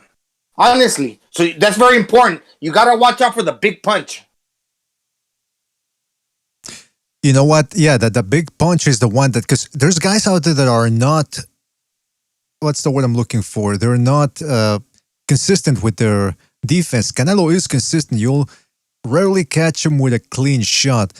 But Golovkin, that jab was really his ace in the hole. And that's why I think even an old Golovkin right now, I think he would give him a very, very, very tough fight. But it seems like Canelo's not interested in that. He's just not, man. So I don't know what. And it's also a good. It's good for catching distance too. Even if you're the recipient of the jab, albeit not G's jab, he's got like a piston type stick that really fucking break your nose and shit. Mm-hmm. But a normal person just snapping a jab, you can actually use that to because if the minute that's touching you, sometimes that's if you're looking to catch someone who after throwing a lazy jab, best time to throw it is right after it hits you. For instance, Gil. Remember when Gil catches G with that right?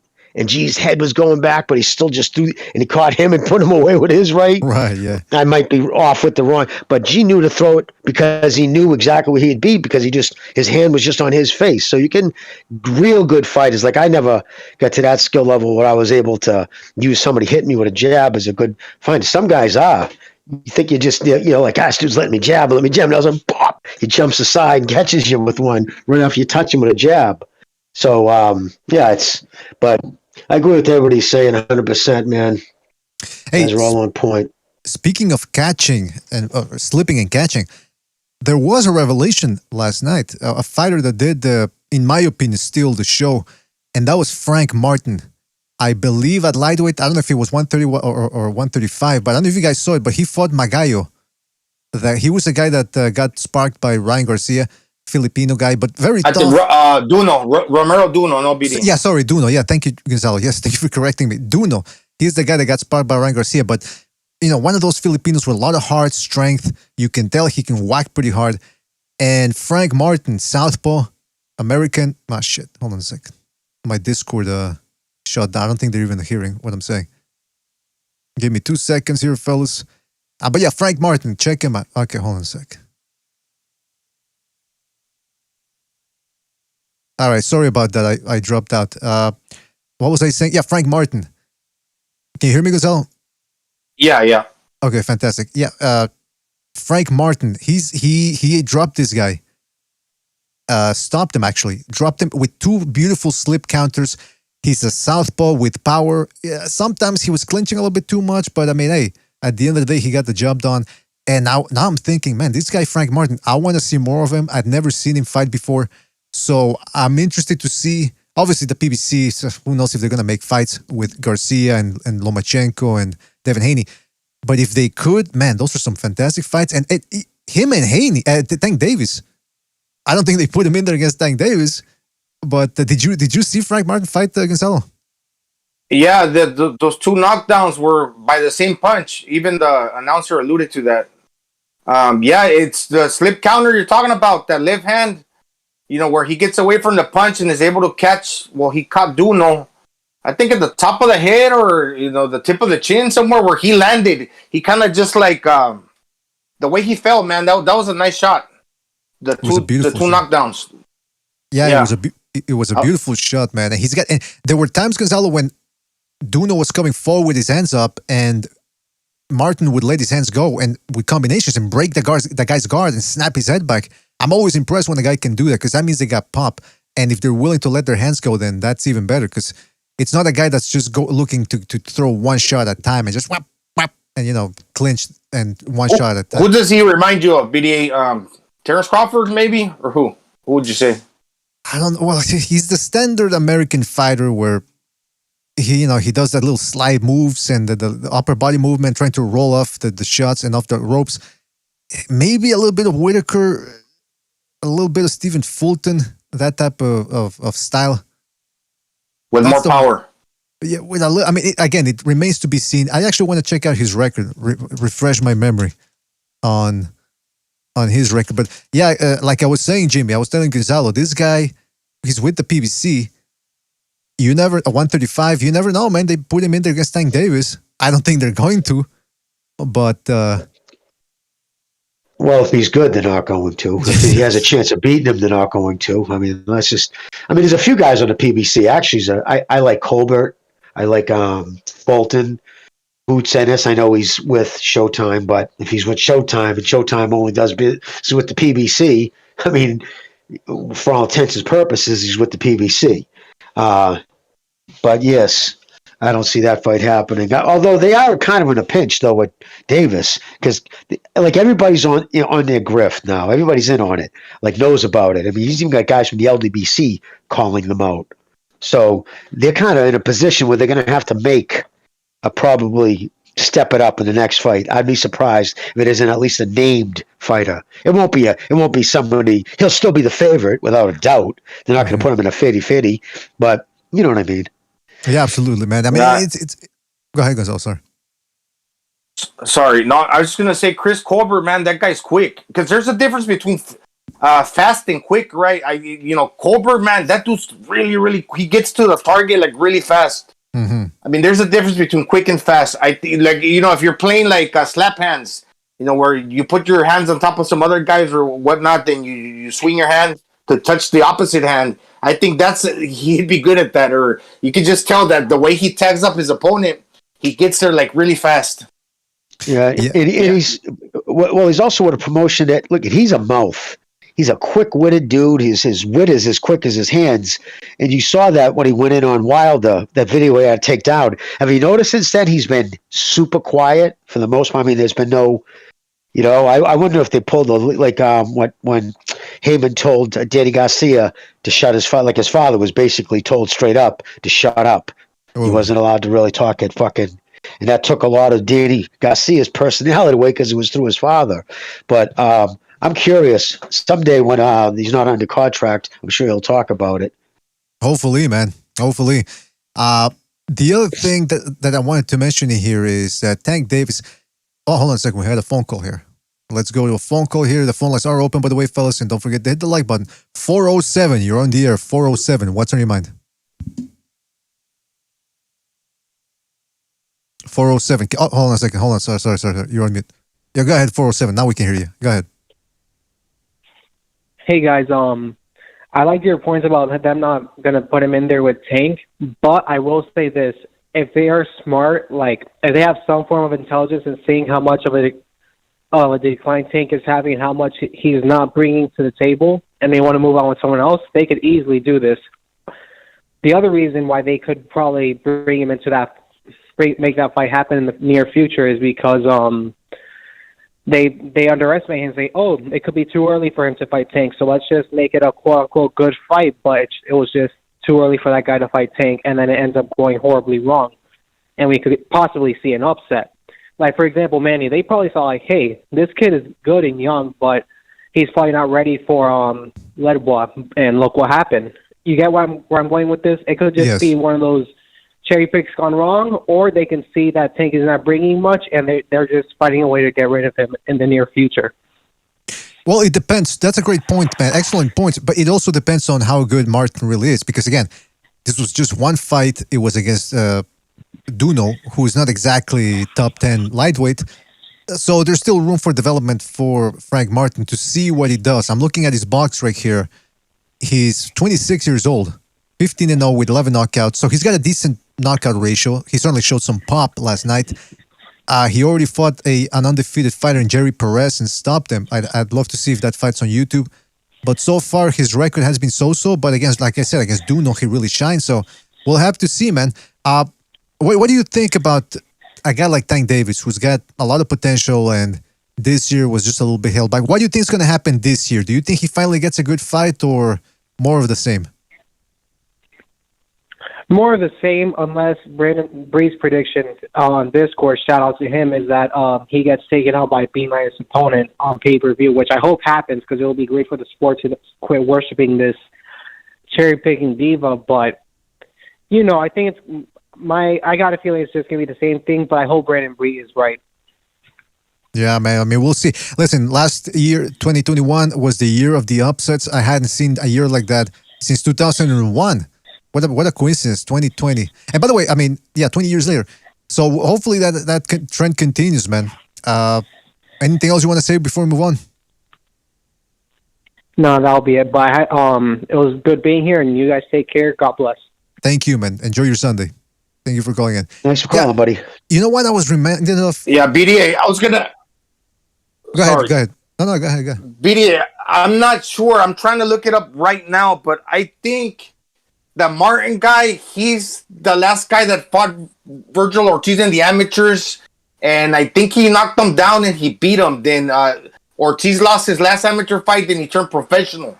Now, I think Martin, if that's the guy I'm thinking, well, the guy that beat Virgil Ortiz, he's undefeated as a professional. Hasn't got the shine, but I think it might be this guy. I'm not sure. Well, let me tell you, it says here on BoxRec that he's from Indianapolis, Indiana, and there's a YouTube fight, Frank Martin versus Virgil Ortiz, and it says Indiana versus Texas. So I'm going to go ahead and assume that's the one. It's on YouTube. Okay, yeah, and I think that, if this is the guy, he dropped Virgil Ortiz, and Ortiz lost that fight, then he turned professional. Man, so he's got to be, at least as an amateur, it shows you he's got seasoning behind him. And check it out, if you're curious, fellas, it's the channel that uploaded the fight is Dalstein44, and he's got the full fight there. It went all 3 rounds, so it should be interesting to see. By the way, the thing is, well, can I just say with that, some fighters are much more suited for the professional game. Yes. You know what I mean? Ortiz's style is definitely that. Amateurs, the slick fighter will always do better in the amateurs because a knockdown is no different than a jab on a scorecard. Yeah, exactly. Yeah, Jimmy. So, some fighters like Yorkis Gamboa, usually quick fighters, right? They're better as amateurs because it's only 3 rounds. So they pile up the points in 3 rounds. Before you know it, boom, it's easy. But what happens when it goes to the 6th, 7th, 8th? Can they maintain that speed, that intensity, and like you said, it's and also like if you can't hit that hard, but you predicate more on your style on speed, then what happens when you start losing your legs and the screw starts tightening down on you? You know where you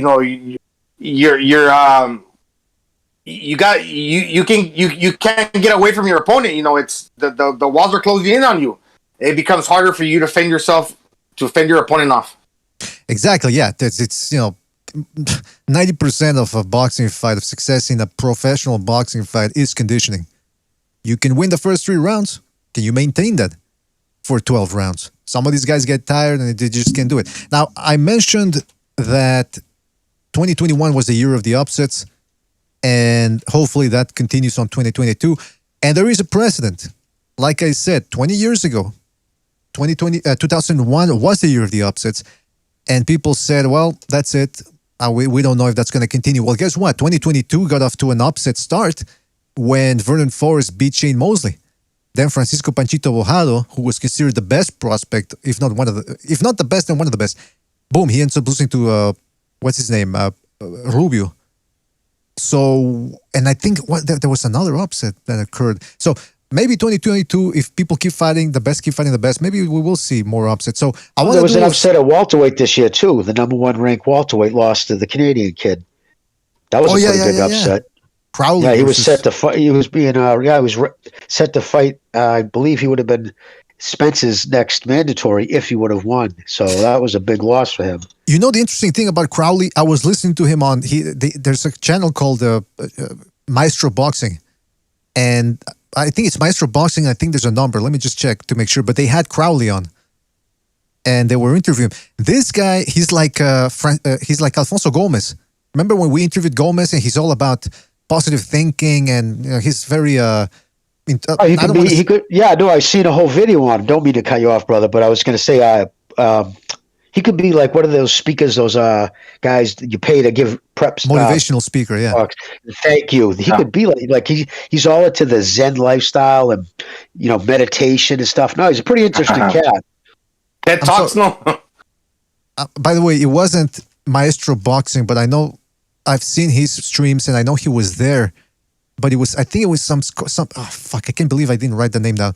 It was CCD Boxing, I think. Anyway, if you write, what's his name? What's his first name? Thomas Crowley?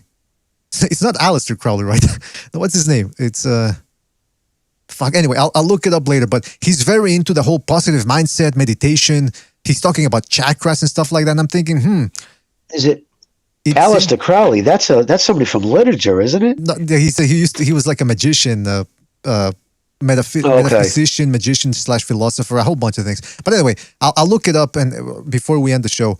But I also wanted to say, okay, so it was the year of the upsets. Hopefully the upsets continue.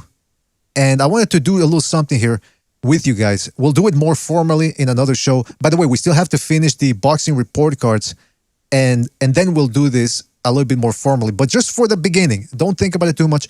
I want to get some predictions for 2022. What do you guys think is what are we going to be talking about by December 2022? I'll give you an example. Ryan Garcia. What do you think is going to happen with Garcia? Is he going to fight again? Is he going to lose? Let's start with, who wants to start? A little 2022 prediction for Ryan Garcia. It's a tough one. I'll start with that. Tough one with Ryan Garcia because you just don't know what his mindset is right now. I'm hearing he's got like mental issues, mental health problems going on, and that's never a good thing when you're in boxing. Your mind is nearly as important as your fitness and your strength. Do you know what I mean? It's no good being. You can have all the attributes in the world, like David Price, but the guy was fragile mentally, and that's why he got sparked out in the big fights. You know, you got to have your mindset. So I don't know with Ryan Garcia. You know, I don't believe he's good enough to beat Haney right now. I don't. You got to remember he got dropped badly against Luke Campbell, didn't he?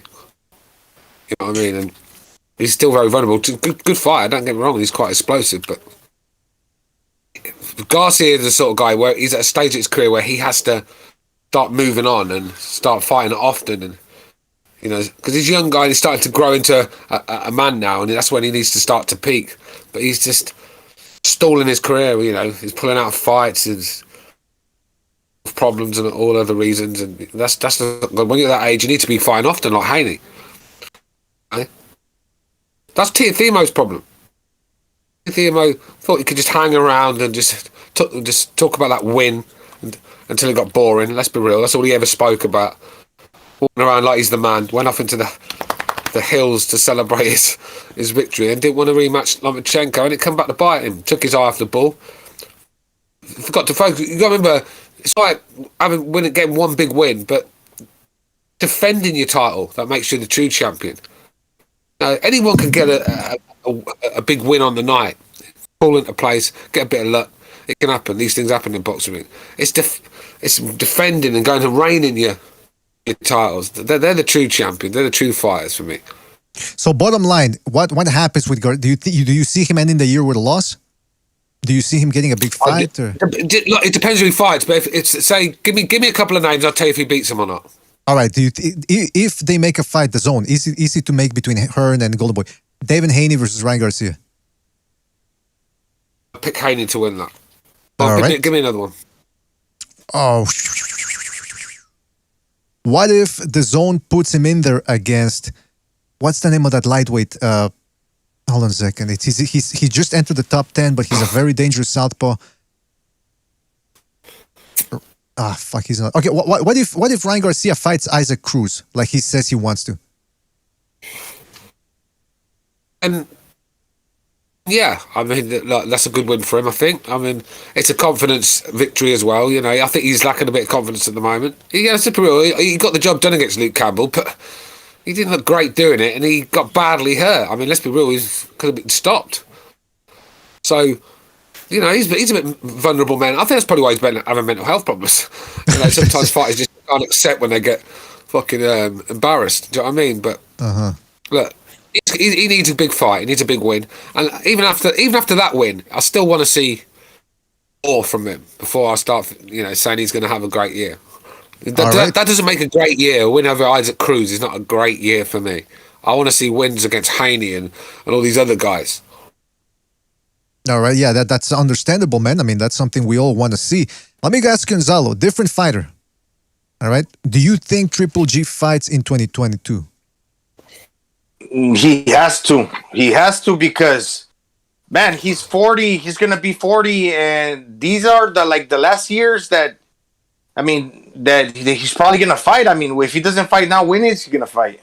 All right, I know that Pacquiao, when he was 40, he fought 2 years later when he was 42, then lost against Ugas. I mean, but yeah, you would hope so. Let me make it more specific. Do you think he fights within the next 5 months? Yeah, he'll fight once in the next 5 months. All right. Yeah, but the thing is that enough, really, to be saying he's had a great year? No. Yeah. I mean, see, this is the thing. But that's a problem with Golovkin. This is from Steve Kim too, by the way. That he says that Golovkin just doesn't want it anymore. He's not in it. Steve Kim is 100% right. That's a problem for Golovkin, man. So this year might be. He's probably disillusioned because he thought that he should have won that first Canelo fight where he would have broken the middleweight record, and that was taken away from him. Yeah, but come on. Great champions get over things like that. Lennox Lewis was robbed by Holyfield. Terrible robbery. He went on to go and be a great heavyweight champion, a reigning champion. Great fighters get over. Roy Jones was robbed and his first defeat. He went on to go and do great things. The great fighters do. Happens, mate. We've all seen robberies. It's how you bounce back. And Golovkin's been like holding that grudge since that fight, and it's just like it's ruined the last years of his career, I think. The latter years, shall I say. Because I don't think he's got a lot left. I mean, anyone that trains at Big Bear for like 10 years, the likelihood is you ain't got a lot left. And don't forget that long amateur career too. What was it, 200? I mean, the guy's had a lot of fights. Does he need? He's made a lot of money. Like I said, he's got a life that most of us could only dream of having. So yeah, why would he want to go in there and take punches in the face? I mean, look. Yeah, I'll tell you what. That fight with Carlos Adames, I want to see that fight. Never mind Munguia or who else is out there, Andrade. He's kind of like what's that, Murata? That type of style, man. That dude Carlos Adames has really improved. Adames Golovkin would be a good fight. Yeah. All right. But like I said, I think Golovkin's just hanging around hoping that Canelo will fight him again one day, and I think it's just maybe it's best if Golovkin has one big fight and then sails off into the sunset. I mean, like I said, because I agree with what Steve Kim said. I don't think he wants it anymore. And when you don't want it anymore, it's a dangerous game to be playing with, Now let me ask Jimmy this. Jimmy, in regards to Errol Spence for 2022, do you think he gets past Ugas, or does he even fight at all in 2022? And if so, does he get past Ugas? I yes, he's going to fight, and I believe right now, if I was have to give it I think he'll beat him on a questionable decision. I think he'll end up going life or death with Ugas, because Ugas got length, and again, that after somebody mentioned it earlier, I think it was Stu, when he went 12 rounds, whether it was one-sided or not, he went 12 rounds with a career super featherweight who only fought 4 times total above 130 pounds before he fought him at 147. And 4 or 5, but I think it was 4. And he never even rocked him. And he, after the fight, admitted in the post-presser that he tried on 2 separate occasions to really press for the knockout. And I don't even, like I said, even think he rocked him. So I think just the drinking, the partying, the lifestyle, the inactivity has taken a lot of the shine off his punches. I just don't think he was the fighter that... He's definitely not the fighter that I thought he was going to be, and I think that has a lot to do with that. But yes, I think he's going to fight, and as it is right now, I think he'll get the decision, because they know, the PBC knows the money's with Spence. Mm-hmm. So Ugas would have to beat him pretty convincingly, I think, for him to get the decision. Yeah. I mean, Spence is another one. I mean, just wasted the best years of his career. He ain't going to get them back. This is the thing. I keep telling the youngsters this stuff. Cherish these years, man, because you won't get them back. And that's what Errol Spence is proud to do. He's not gone on to do great things in the boxing ring. Let's be real. He's a champion, looks good on paper, but he could have been so much better. Gone on and did great things, had big fights, become a big star. There's an opening in the boxing market for a big star to come through, and none of them wanted to take the lead. It was just all they was quite happy to get their money, go through the motions, go around night clubbing, making it rain, twerking. I mean, come on, man. Okay. Yeah, and you know what? Ugas, he's pretty physical. He was able to deal with Porter's aggression pretty good. I thought that he won that fight, and he's coming off victory fighting a left-hander. He's been more active, and Errol Spence is a left-hander, so he's probably got that going for him as well. He's active, and he fought a left-hander. Yeah, just like I said, when he came to England to fight Kell Brook, that was his chance then to move on and do great things, because he's talented kid. Let's be real. He's going to be a tough man to beat because very classy with his boxing skills, but he's got a lot of dog in him. Spence. He's not going to just fall. He's just going to fall to pieces when you put it on him. He's going to bring it to you. You can see that he's got a lot of fighting, a lot of dog in him. I've seen that in a few fights. When the boxing's not working, he grits his gum shield and he sits in the pocket and lets his hands go, and he's a dangerous guy. It'll be a problem for anyone. I'll tell you what, don't write Errol Spence off against Crawford. I mean, I still think Spence could do the job. Well, see, now you read my mind. I want to get to that. But before we do that, two things. Number one, shout out to G Boogie for his contribution with the super chat. Really appreciate it, G Boogie. He says, greetings and salutations. I hope everyone had a Merry Christmas and a Happy New Year's and enjoyed it with family. Good to hear you back, Stu. God bless everyone. Well, shout out to you, G Boogie. Thank you, G Boogie. Really appreciate it, man. Thank you, G Boogie. I hope you had a great New Year's in the Christmas, and hopefully this New Year's gifts you with everything you want. Now, let me go to, we got a phone call here. 929, you're on the air. 929, what's on your mind? Hey, what's happening, boys? Oh, Virtuoso, how you doing, man? I'm all right, man. Good to hear Stu back, man. Virtuoso, how's it going, buddy? Good, man. I'm good. I just want to talk about the headline topic real quick about can anyone save the heavyweight division. I mean, after last night, I guess it's, what made the point of reference to this question is that it makes me less hopeful about the heavyweight division. But honestly, if you look past this bum fight that happened yesterday, I don't think this thing needs saving because I like the new blood that's coming in. The Jared Andersons, the Tony Yokas, the Jalalovs of the world, Richie Torres. I think they could be good boxers, but like the thing that ruins them, I think is that they stunt their growth.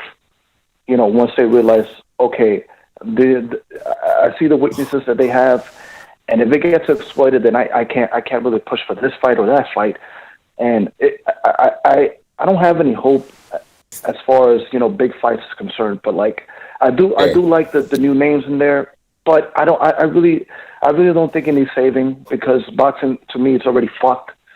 I think one of these guys you spoke of, they have to go in there and fight a big name and put it on the line. It's about taking risks, and if it pays off, the world's your oyster. I mean, if you look through history, the great names in boxing, the guys that went on to be superstars, or the guys that took the risks, they had to take a big fight at a time against a big name, and that's how you pick more fans up, by beating guys with big fan bases that are well known, sort of thing, and that's what it's all about. You've got to take. It's like no one cares. No one cares anymore about you fighting these bums and one after another, and no one wants to hear about he's learning on the job. Well, he better learn a bit quicker then. I'm getting a bit tired of watching him fight bums. At the end of the day, you have to move along a bit quickly. These people are more than capable to really knock each other out, and it's like it's very 50-50, the heavyweight division. Anyone can win it. I mean, I like that Usyk kind of brought skill to the heavyweight division. Because it was looking kind of like, slow feed and a lot of bumbling fucks in there. But, like, man, they just have to fight each other to really know exactly who's the best out of all of them. And can the world get behind them, Because that's the thing that they're missing is icons, Joshua could have fought, Fury could have fought Wilder, but these two were pussyfooting around, and we'll never know exactly who was the best out of this generation. And I'd like to point out real quick that Dillian White, I understand that the purse demands of his is like kind of like irrational, but it is kind of interesting to me how the WBC is kind of like slanted towards Fury as far as purse demands. I mean, they're supposed to be like a neutral party, if you ask me, because like if you have both of them have close to an equal purse split, right? Rising tides all lift ships. You know, you benefit from both of these guys by them. You know, trying to curb this guy's purse. You know, I think that you basically just told your number one contender for that WBC belt to go fuck off, and that's what they're doing. So for my taking, I think I prefer they let them, you know, come to a purse bid between Bob and Eddie, which I know that, you know, Bob is not going to allow to happen because I don't think he wants Fury to fight on the zone for $20. But yeah, man. I mean, listen, you're right. I mean, it doesn't really need. I mean, if anything, if the heavyweight division needs rejuvenation or reanimation, like Stu said a couple of minutes ago, it was pretty simple. Just the best fight the best. Now, whether somebody's going to be able to carry the sport 7 years down the line, that's the big question. Hopefully that does happen. But the best need to fight the best in order to motivate the younguns. Even though they're all I don't think we're going to see like a run like Mike Tyson had to the undisputed crown. I don't think, because too much politics are involved. Right.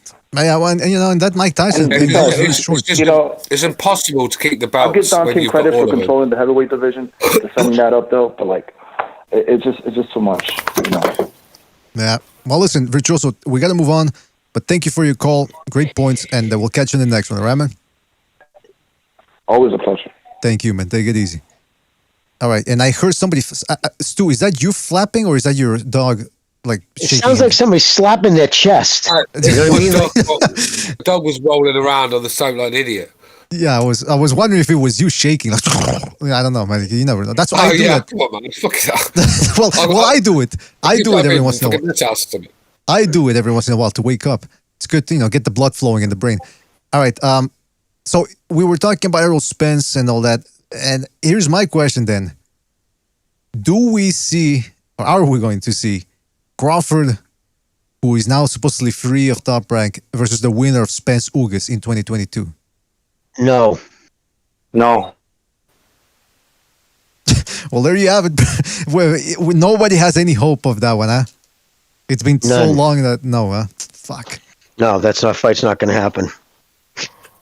What does Terence Crawford want? That's my question then. What does he fights Sean Porter after everybody already fought him, and he's only saving grace is that he stopped him. And even then, the stoppage that, like Stu said the last one time, it left a bad taste in people's mouth. So what does he want to do then? I don't get it. He wants to fight Josh Taylor? No, he wanted to fight Crawford next. He said that. Now I got my belts. I'm a free agent. I'm not on that side of the street anymore. So there was Spence's opportunity. He could take an easy touch coming off the eye, and then they could do it. But instead, Spence and the PBC paid the other dude step-aside money. Janovic, or whatever his name is. Is it Janovic? No, it's not. That's the other guy. But anyways, he had him take step-aside money to make that fight. And they even got Porter, like Steve said, saying, that fight should happen, the Spence-Ugas fight. Of course. And I'm just curious because he didn't thank Al Heyman. He was quiet about him in the last night of the fight. I'm wondering if any of the money tied up with him is he's nervous about that. Because it was just odd that he would suddenly carry the PBC moniker, the banner there to say that, because the fight's getting a lot of shit. 'Cause the bottom line is, Ugas, yes, he did beat a 42-year-old Pacquiao, but he did beat him. But still, nobody was. Do you remember anybody saying last year, "Oh man, I can't wait to see Errol Spence fight Ugas"? Was anybody clamoring for that fight? Nobody was. Everybody for 4 years has been calling for this fight. And Spence doesn't want it. I understand why more fighters are not free agents, where they can pick and choose promotions and get fights done. I mean, being tied up to a promotion, and especially the ones we've got, I mean, they're all bickering like little kids, so they don't want to do business, and it's hurting us. It's not hurting them because they're getting paid either way. It's hurting us because we're not getting the fight. So, yeah, man, that's the problem, isn't it, with these promotions? These fighters should just build their own promotion and go free agents. Why do you have to be tied to a TV deal, tied to this, tied to that? Once you're tied to a deal, mate, there's no, It's the problem is in the beginning of the year, in the beginning part of their career, they have no money. So that's when they need the promoter to pay all their, car insurance, their house payments. That's ridiculous, though. How can you make all that money and still need your promoter to pay you? No, when you say say the Davis brothers, Top Rank just signed both of them. obviously to keep them in the professional ranks, to like concentrate on the craft. They're not making the kind of money they could live without a job. So somebody's got to pay that. Somebody's got to pay their fucking food bill, their car insurance, their gas, everything. So I'm sure part of the deal was they get a signing bonus, plus they'll probably get a monthly stipend, or maybe their bills get paid directly through Top Rank. But that's part of the deal with getting sound approaching. So now you can focus, get all that weight. Now imagine, all right, you're in the cars, dude, right? Race. Imagine your whole life if you had somebody sponsoring you, bro, and all you had to focus on, Stu, was racing. Think about how crazy of a driver you would have been. You know what I'm saying? Yeah, so that's, of course, man. You need that in the beginning, right? You need that somebody, just that padding. Well, also in the end, you need it. Like maybe like was it King Kong Ortiz? If you lose, we're gonna give you a second opportunity. We'll get you another like farewell fight, and we'll make it pay-per-view to where you can sell into the sunset, right? It's a bit like Danny Garcia. I mean, how many opportunities that I've been given? I'm an example. I mean, look, this is what hurts boxing. When a guy can just keep losing, and the thing with Garcia as well, you know, you just didn't get 100% out of him. He was just going through the motions, giving him 50%, getting beat up and collecting his paycheck. He never once really went out there and put it on the line against any of them big fights he had. That's why he lost them all. Yet someone was still giving him the opportunities, and that's what I like about boxing. The guys that are putting it on the line are doing the right things. They're not getting the opportunities that people like Danny Garcia and these people are getting. Broner, another one. You know, don't deserve these shots, but they get them. Speaking That's of what hurts boxing. Speaking of people that are favored by the PBC over certain promotional entities, and for some reason, didn't I just see they did they put out a commercial for the long anticipated Keith Thurman versus Mario Barrios fight, which is going to be taking place on pay-per-view on February the 5th via Fox pay-per-view. Leo Santa Cruz is coming back. He's not done yet, man. Even though, I mean, he's... Well, they were going to yank his belt. That's why, because he hasn't defended his title at 130 in over 2 years. It's funny how they didn't pull it. The WBA didn't pull his title. Yeah. Well, let me tell you, yanked. he's coming or back. Or is it WBC soon? If you guys... What's happened to Gary Russell Jr.? I know he disappears quite often, but he's not been seen forever, has he? I mean, longest reigning champion in boxing, Gary Russell Jr. He's the longest reigning champion. He's had the title 7 years. He's only fought six times over 7 years. Well, I don't know how he gets away with it. I don't know which. It says Santa Cruz is fighting at featherweight against Keenan Carbajal. Now, some of you might be thinking, who's Keenan Carbajal? Your guess is as good as mine. He's a 30-year-old guy from Phoenix, Arizona. He's 5'10", very tall for a featherweight, so that might be interesting. I've never seen him fight. I wonder if he's related, BDA, to Michael Carbajal, since he's from Phoenix. Yeah. But then again, he's 5'10", and Carbajal's short, so I don't know, maybe. Yeah, but then again, Chavez Sr. was, what, 5'6"? And Junior That's was, right. You never know, right? But look, he's got 2 early losses, and since then he's been winning, albeit against nondescript opposition, but nevertheless, he's been winning, so you never know. Santa Cruz has been knocked out of the ring for a while. This guy seems to be improving, getting wins. He's got a good knockout ratio, so it might be good, but just on paper, we just don't know who he is. Oh, and then, Abel Ramos taking on Josecito Lopez. That's a good fight, man. That's a good fight. That's a good fight. But it's still, I mean, it's Lopez is another one, though, isn't he? I mean... He's washed. What? Yeah, of course. That's the word I was looking for. Really. I mean, look, even at his best, he weren't world class fight for me. I think he's just got a lot of heart, and he that's right. He gives it his all. Yeah. What was he? The Riverside Rocky? Was that his nickname back in the day? I mean, he's got a record like Rocky as well. He's got about fucking 13. But hold on. Josecito Lopez, he looked good against Francisco Santana in his last fight, so he's not completely out of the loop. You know what I mean? That's Francisco Santana. Yeah, he's not washed like the Ghost Guerrero or anything.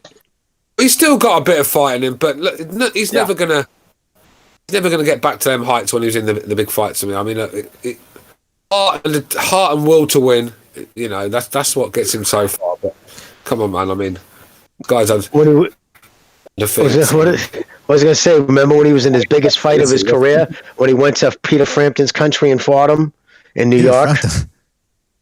Remember he said that? Well, he acted like New York City was Frampton's hometown. Right. Because he said, I'd like to fight, But it's just you get across the ocean, you zip ahead. Someone's going to point out a fucking New York's a part of the United States guy. I was just laughing because you called him Peter Frampton. You made Carl Frampton, not Peter, not the singer, called Peter Frampton. But stylistically, that fight is probably going to be a barn burner. It's going to be a good fight because Abel Ramos can punch, and the Riverside Rocky likes to bang. So that'd be interesting to see what happens. You're absolutely right. Sorry, but he's got a lot of mileage on him though. Riverside, Riverside Rock is a little dented up. And did I say really Peter Frampton? I think you did, yeah. Oh, Frampton. What a knucklehead! Ooh, baby, comes alive. Good album though. Yeah, good. in his last fight, he might as well been Peter Frampton. But his heart hasn't been in it for years, though. It was back in 2019 when he was already talking about retiring. And once a fighter's talking about retiring, part of him already has.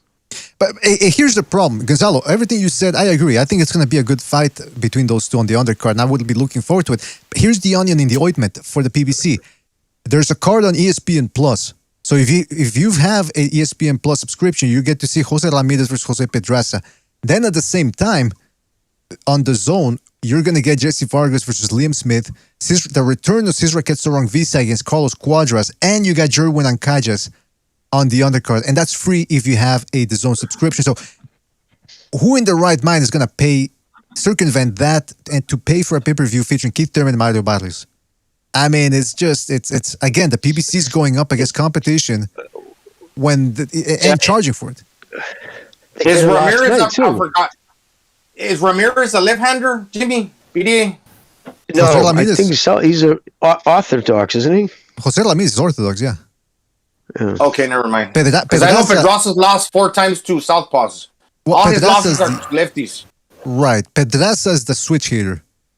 He switch hits. Okay. But, Pedraza, he hasn't had a soft touch in a while, right? I mean, obviously, Top Rank, is he signed with Top Rank again? I think he did. Didn't he just sign with Top Rank again?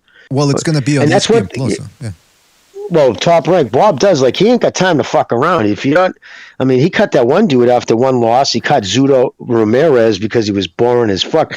And that's another thing. We didn't even talk about that, man. Zudo Ramirez, listen, he went fucking life and death. I'm not life and death, but he took a lot of shots from that dude. That what's your call? Yeah, he's. I don't know, man. I think Beterbiev fucking wrecks that dude. Wrecks him. Yeah. I don't think he's the fighter he thinks he is, or the people think he is. You're absolutely right. He did go life and death with the guy, Jimmy. He did. And the thing about Ramirez is, there were times where he was showing some good waist movement, upper body movement, slipping shots, weaving under them. He's like, whoa. And then he gets hit with 3 right hands in a row. And you go, where's the defense that you were just showing earlier? It's like, and there was no mixing up of his attack. There was nothing different on his offense. The body was there all day for him to hit, and he wasn't throwing to the body. He just kept coming at the same. Well, he found some punches that were working for him, but they work better if you hide him behind something. It just, it was his varied attack. And again, that's probably the toughest fight he's had to his person. I mean, this kid has almost like 50 fights, and it's been nobody. Bob Aaron must have saw something the way he cut him loose like that. So that's what I'm thinking. The mental freshness and the not running out of ideas. Moving the waist is there for a little bit. But he doesn't have the discipline to be consistent with that movement. He reverts to his old ways. Yeah. Oh, and I remember too, Bob. They cut him loose because Bob off. I think it was 3 fights in a row. Being a promoter saying, "Hey, how about this one?" Obviously, there's probably people under his banner, but you're going to give him some. He says nope. He said no for one. Then I guess he said no. And it was the 3rd time, and he poo-pooed whoever he offered up, and that's when Bob said, "You know what? Enough. You don't fight often. Your style's boring, and now you're turning down fights." So it's kind of funny that now is he trying to I saw one of the narratives that Beterbiev was ducking him. It's like, well, if that's the case, why did he turn down a Beterbiev fight earlier in his career? I think it was a couple of years ago when he was still with Bob. Right. So. I mean, Ramirez is, first of all, it's interesting that I was curious about why Top Rank would let him go. Because remember, they also let Andy Ruiz go. And a lot of people scratched their head when Ruiz pulled off the upset against Josh and said, whoa, why did Top Rank? But then you saw why in the rematch, that they saw that he was inconsistent, probably. I think that's why, they got people that know boxing over there at Top Rank. They haven't been around for, 40 years or plus because they don't know what they're doing. They know when they see talent. And Ramirez, that's interesting that he kept saying no, because like you said, look, 50-something fights, and his last one against Yunieski Gonzalez had already been, he really looked broken down by Gvozdyk in 2017. He looked like Charles Martin did last night, and he's 36 on top of that. So, I mean, yeah, I get that Ramirez fight was entertaining, but let's be realistic here. He's going 9-10 rounds against a guy that's really already limited and quite old. And like Stu said, they say he's 36, but he's Cuban, so he's probably like 43 or something. All of that. And he's very hittable. He's very hittable. He was looking worse for wear by the end of that fight. He's not necessarily that fast either. He can crack. He's got some power, but it's not power that carries. I think he's a little better than Julio Cesar Chavez was in his prime, but he's not that great. Whoa! You mean Chavez Jr.? Yeah, Julio Cesar Chavez Jr. Yeah. Yeah. Don't say. Because he's really not seen it. Yeah, I was thinking. Wait, what? No. But listen, he fought Sullivan Barrera before that. Now he fought Gonzalez. I wonder what other old Cuban they can dig up. Maybe they can get Diobelis Hurtado, who used to be a welterweight, and plump him up to 175. I don't think he makes it past. The only punch that I like that he throws, he seems to get a lot of leverage on that shovel hook. When he throws that shot to the body, because he's long and lanky, he's able to put a lot of torque and leverage behind that shot. Maybe an uppercut, but the body shot is pretty good. Is he is he like Donaire? Is he a left-handed fighter? Well, is he fight with a strong hand as a jab? Like in real, and like Donaire's writes with his right hand, but he fights southpaw. He uses his no, he's a left-hander and he fights orthodox. I'm sorry. So he saves his strong hand forward. I think that's what it is, man, because he's got a heck of a right hook. Now, here's the thing, though. Call me crazy, because obviously, defensively, he's got a lot of holes. But with Beterbiev, there's few guys out there that have been willing to punch with him. And I don't blame him. The guy's as strong as an ox. But I think he's vulnerable in exchanges. I don't know why I see... You think so? I agree, 100%. I mean... Beterbiev is obviously an explosive puncher. And if you sit there exchanging with him, then it's a very brave thing to do because he hits so hard and he sort of chops away at you, doesn't he? Every time he lands with a shot, something's happening. You're going to feel that shot. It's taking something out of you. That's the sort of puncher he is. But he is vulnerable, like BD said. I mean, Callum Johnson from the UK nearly got him out of there. He hit him with a big shot, and I've seen him hurt a few times. So. Definitely can be hurt. It's just, obviously, another one, and you've got to take risks with this guy. If you're going to beat Beterbiev, you've got to take risks, and the likelihood is you could be sleeping. But yeah, that's the way to beat him. You have to fight. You have to fight with him because, like I said, he can be hurt. Well, did you see SOG, Son of God? You saw that. Did you see the fucking ridiculous take he did after the Crawford fight when he sat there and said how Canelo's pretty much doing the same thing Davis is doing, which is doing nothing but shit. He's trying to shit on Canelo's achievements because Canelo's doing more at the weight class he campaigned at his whole career. But back in 2019, he said, Canelo will never fight Beterbiev. That's crazy, right? And next thing you know, you find out Canelo's, according to Top Rank, his people were asking about a Beterbiev fight. So that's egg on fucking... now it's the guy who chased Ward out of fucking boxing, I think that's why he retired at 32 years old, because he didn't want to fight him. So now, did you see what he said after the fight, this last fight with Brown? He said, I saw a lot of things about Beterbiev that he's not doing that he used to be able to do. He can't get his punches off. Basically, you'll be seeing a lot more people asking to fight him, trying to make it seem like that's the only reason why Canelo wants to fight him. But Canelo made that offer before the Brown fight. So sorry, Ward, your shit shows didn't work. Yeah. What do people want from Canelo? I mean, he's going in there against whether it's the best guy in the division or not, whether they got short notice or not. He's going in there with guys a lot bigger than him, 2 or 3 divisions, and he's fighting good guys. I mean, let's be real. Who else is doing what he's doing? This is my problem with Golovkin fans. When they kept talking about the Canelo, I said, look, this Canelo's taking risks. Say what you like. He's going up the divisions. You know, he's fighting guys a lot bigger than him. You know, and he's knocking these fuckers out, man. I mean, the guy's world class. So, yeah, but it's because like about Canelo. How many? Hey, Errol Spence. You see him going up? Would he do what Canelo's doing? Because you know what I mean. Would he do it? No, he wouldn't. Terence wouldn't either. Terence ain't going up to 168, 175. Do you know what I mean? Terence is going to stay at 147, 154 at most. So you know what I mean? So no one's doing what Canelo's doing. I mean, to go up to cruiserweight when you know a couple of years ago he was fighting Golovkin at a middleweight. Come on, man. I mean that's but you know, Stu, to be fair, like Golovkin's already 40. He probably doesn't have that energy to do that. Maybe if Canelo was 40. Yeah, but Golovkin could have. I mean, a lot of people were calling for Golovkin Kovalev at one time. I know it was a big jump. At the time, Golovkin was looked unbeatable. 36. Yeah. He looked unbeatable. He was just punching for everybody. And like Kovalev was the same. I mean, Kovalev was a wrecking machine, wasn't he? And it just a fight that everyone wanted to see. All right, Golovkin's given up some attributes in that fight. But Canelo's the sort of guy, he would have took that fight if he was in that position at the time. I'm quite sure of that. And I think that's what Golovkin and gone and I don't think he's done that. I don't think Canelo should move up to 175 again. I think 168, he showed his limitations against Caleb Plant, who's a guy that could be fighting at light heavyweight. Plant gave him a good fight for as long as he went, and I think Canelo at 5 feet, they say he's 5'9". He looks to me like he's 5'8" or 5'7.5". So I think he should even 5'7". Yeah, even 5'7". But look, I think a lot of time Canelo carries these fights. I think he carries a lot of them. Yeah, I do. I believe he's carrying them for the pay-per-view. You can't keep steamrolling someone and they're going to keep coming back and spending £100 to see it, or $100 in your case. So, I mean, it's just not going to...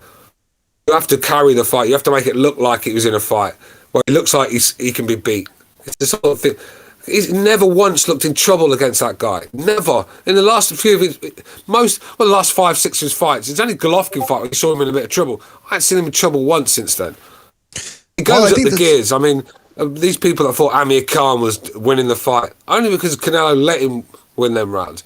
Canelo goes up the gears slowly, and the time he gets into full speed, these guys have been worn down. And that's when he takes over. Screw Canelo.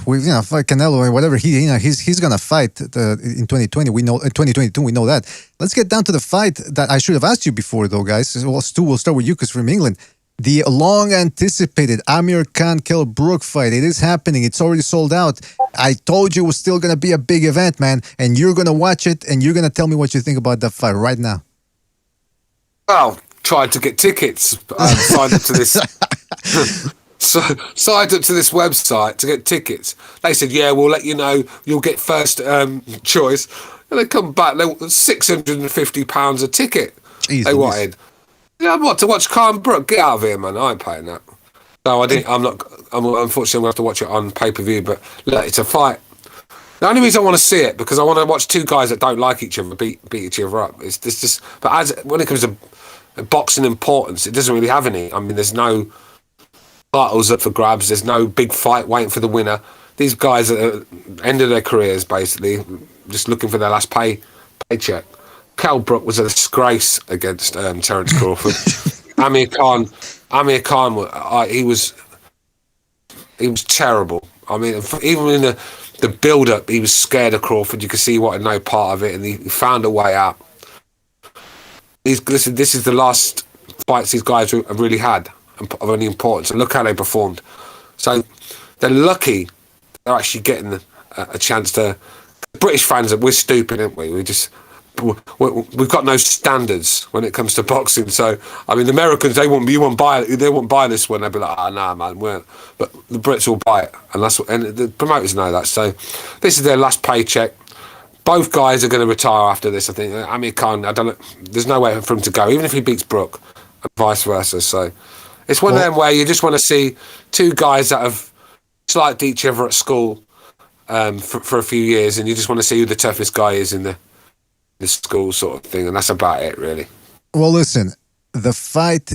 We're gonna preview all angles of this mega fight as it gets closer. It's for in February, so in about a month and a couple of weeks.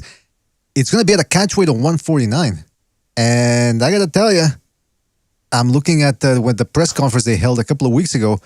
Kell Brook is looking chunky in there. Even 149. Always chunky like that. Yeah, this is the thing about him, bro.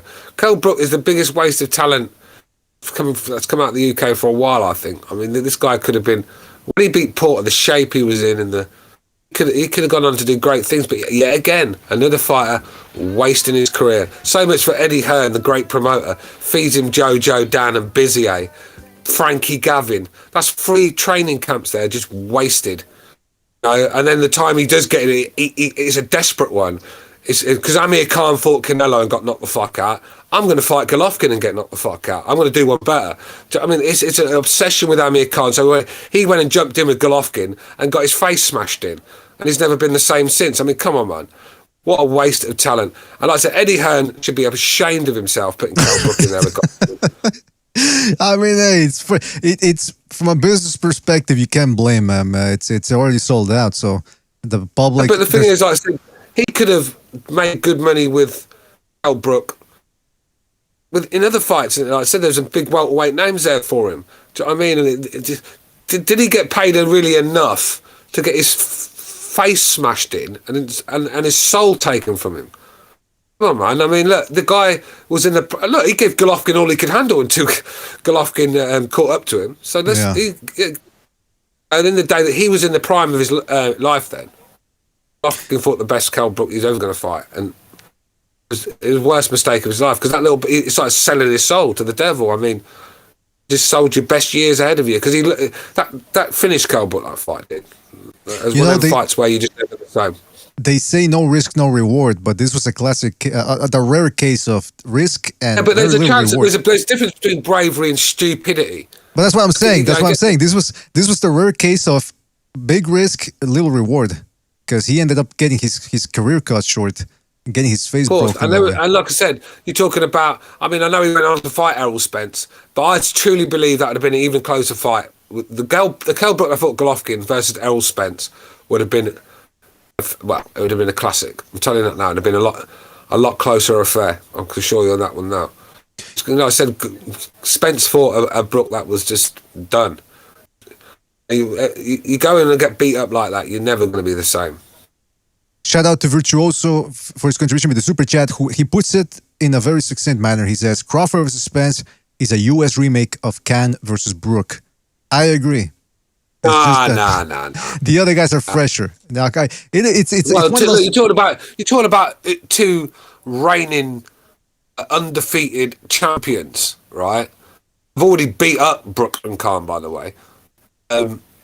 It's comparing to two guys that have at the end of their career, and even in the last years have done nothing but get embarrassed. I mean, what have they done? So for them to compare, I mean, it's a bit harsh, isn't it? I mean, Brook, like I said, Brook and Khan. I mean, I actually tried to get tickets for it, so that it's even got me hooked a little bit. And it's a nothing fight. That means nothing, but it's just because these guys have been warring for so long. It's one of them where I just want to see one of them get knocked the fuck out. To be honest with you, I still think they're washed up. Yeah, I'm not sure. I think, like I said, I've been a Kell Brook fan until he started wasting his career, but I still would fancy him to beat Amir Khan. I think he can stop Amir Khan. I want him to beat Khan. I've never been a big fan of Khan. Yeah, Crawford and Spence are still the best. I don't know for how long, but for now, I think they're still the best. Maybe 1 or 2 more years. Yeah, that's a good way of putting it. Because Crawford, I don't see him. I see him already tired of the sport. He's already 35, by the way. So he beats. I don't know if I think he wants a Taylor fight. I think Crawford as well. I think at his age, BDR, I think he's starting to slow down just a little bit. And then when you're a fighter like Crawford, that slowing down just that little bit There's a difference between you getting knocked out and you staying on your feet sort of thing. And I think once someone's going to catch up to him eventually, you see him getting caught in the pocket when he's trading. He's a bit wide with his shots and he gets caught with shots. He's getting frustrated, like I said, banging his gloves together, getting frustrated because he was getting caught with shots he never used to get caught with. You know what I mean? Just starting to slow down, and still too good for most of them in the division.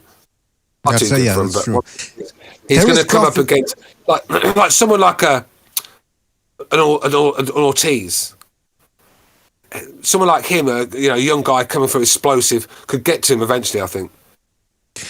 Crawford is the type of guy that the older he gets, the more exciting his fights would be. Because he's a power puncher with speed, but he's hittable. He's going to slow down, yeah. Yeah, but I don't think we're going to get to that point. I think he's going to retire. I think he's got plenty of money he's had for very little effort in the past 5 years. And he's just going to call it quits with a lot of money in his pocket. Well, good for him if that's the way he wants to go. Let's go to a phone call real quick here. Let's go to 914. You're on the air. 914. What's on your mind? Yeah, I had to jump into this discussion about Beterbiev. I've been watching the last few of his fights and even some of his old fights. Do you notice how much Beterbiev gets knocked down? He's been knocked down 2 or 3 times in every fight that he's won. Yeah, I know that Callum Johnson dropped him. He got dropped in Montreal too against Pryor's son, I believe. Aaron Pryor's son. But I don't know. Yeah. The only guy that I don't think that would knock down Beterbiev is Bivol, because Bivol is a powder puff puncher. Yeah. Yeah, that's why, caller, you tell me what you think. I would rather see him, call me crazy, but I would rather see him fight a guy like Ramirez, because Ramirez is going to try to push him back for as long as it goes, I believe, than a guy who's going to back down from him, because I think that gives Beterbiev momentum, just like we saw against Gvozdyk. What do you think? Well, first of all, Beterbiev's got to heal up for a long time because he had some hole in his forehead. Oh, yeah, that's true, yeah. He really got beat up pretty bad. He takes too many shots, and I think that's going to ultimately lead to his downfall. I think Canelo would knock him out, and I wouldn't have said that 6 months ago. Well, caller, I agree with you. I think Canelo would be his hardest test. I think Bivol wouldn't. Plus Bob, did you guys see Bob's comments? Bevel's good, but he's kind of boring. So he's no interest. I think he's gonna push the winner of. What's that, brother? Sorry, Jimmy. I just said I agree with Bob on that one. Yeah, well, I believe it's going to be the winner of Joe Smith, Callum Smith. Is that who he's fighting? No, not Callum Smith. What do you think about Joe? What's that? Sorry, man, I just hurt my neck. What do you think? Oh, okay. Well, I believe that's who he's fighting. That's who they're going to have Beterbiev fight next. The winner of the Joe Smith, his opponent, he's fighting next. That's who we're going to see him fight. Hey, Colin, Beterbiev, to the caller, Beterbiev's corner. I mean, his cut man specifically, he's not that good because he got like this little vertical cut on the forehead, and instead of like rubbing the ointment, the Vaseline up and down, going with the grain, he was like doing it side to side, stretching that scar open, that cut open. Man, that's you need Panama Lewis with some Moncel solution. Well, you don't want to Panama Lewis juice. Yeah, he's gonna cost you your career. Man. If you really want to cheat, you know how you stick a Q-tip inside the. What you'll do is you'll stick it inside the length of the cut, and then you squeeze the skin around the toothpick. Around the Q-tip with it's a clotting agent mixed with Vaseline. That's what's approved. But if you can slip super glue, that's the best. You mix it with the Vaseline, and you put it thick on the sides, but you put the super glue in with the Vaseline in the middle, and you hold it until it bonds. If you get caught though, you'll get automatically disqualified. But shit works great. Yeah. Dodgy fights in the past by the sounds of it. When I was in elementary school, the girls made me glue my ears with super glue. It worked. All right, what the fuck? Yeah, no, my grandfather he showed me all kinds of shit they used to do back in the day. But when super glue first came out in the 70s, trainers went to that right away. Like you could, if you mix it, yeah. But that's why now they really watch you in the corner, because if you slip super glue on a you can really, squeeze it and it'll dry quick. Yeah, you You better not go for a piss with that stuff on your hands, that's for sure. Do you imagine? Yeah, you come out of the bathroom. Well, go ahead, caller. Go ahead. Better beat Bivol. Could you repeat the question, please? Do you think that Better Beef would beat Bivol? Do we think? Who wants to take that one? No. I think Bivol would win in a decision. I think it would be so fucking boring. I think it would be. I think I'd rather watch paint dry at this age, because listen, 3-4 years ago, I just personally think that I've seen a little. He looks a little slower. He is a little reactionary, a little slower. And Bivol's younger than him, and he's got great balance. And he's not going to try to make the fight interesting. I think he'd do what he's doing with most guys. He'd stay on the outside. I just don't think Beterbiev has the legs. They wouldn't be able to cut him down as, square him off, basically. You know what I mean? Pin him. Mm-hmm. So I think right now Bivol wouldn't. I think Bob knows that. And not only is it boring, but I think Bob knows that Bivol has a good chance of beating him on, skill-wise. I'd pick Beterbiev in that one. I'd pick him. I think he'd catch up to Bivol eventually. But Bivol's like quite repetitive in his work. I find him, he's a talented guy, but it just seems that it's just the same things all the time. He's never really getting them out there, is he? No, but he hasn't put himself in a position to try. Yeah, that's why. Exactly. And I think with Beterbiev, he's the sort of guy that he keeps chopping away, and I think to beat Beterbiev, I think you're going to have to stop him. I just don't think Bivol has got that in him to do that. I feel that he'd probably get stopped in that one himself. Yeah, Bivol wouldn't stop Beterbiev. No way. I don't believe he would. Go ahead, caller. I think Canelo could do it. I think Canelo would hit him with some of those body shots, and then he'd bend Beterbiev over and eventually take him out. Whoa. It's a bold prediction right there, caller. Hey, well, listen, caller. That could happen, though. Yeah, I said with Canelo, I'm never going to back against Canelo again because this guy, man, keeps proving me wrong all my life. That's why I'm a fan now, because you can't keep going against the guy and then start not giving him his. That's what I mean about. I don't understand why Precise doesn't want to give this guy credit. Come on. Well, anyway, listen. It's blind hate, really. It's a lot of blind hate. He just doesn't want to give this guy credit, and he's finding reasons watching. No. But come on, man, you got to give Canelo his credit. I mean, well, let me just get to the caller. He's got things go his own way, but he's still taking big risks, and he's doing the job. Well, it tells me you're a boxing fan, Stu, because like you at one point you didn't really like Canelo, and you had some issues with him and stuff, but he won you over by fighting the good guys and stopping people, right? If you're a fan of boxing, how can you not appreciate that? That's all I'm saying. That's why I'm a fan of Sean Porter, Timothy Bradley, these sort of guys. That's why I'm a fan of these guys.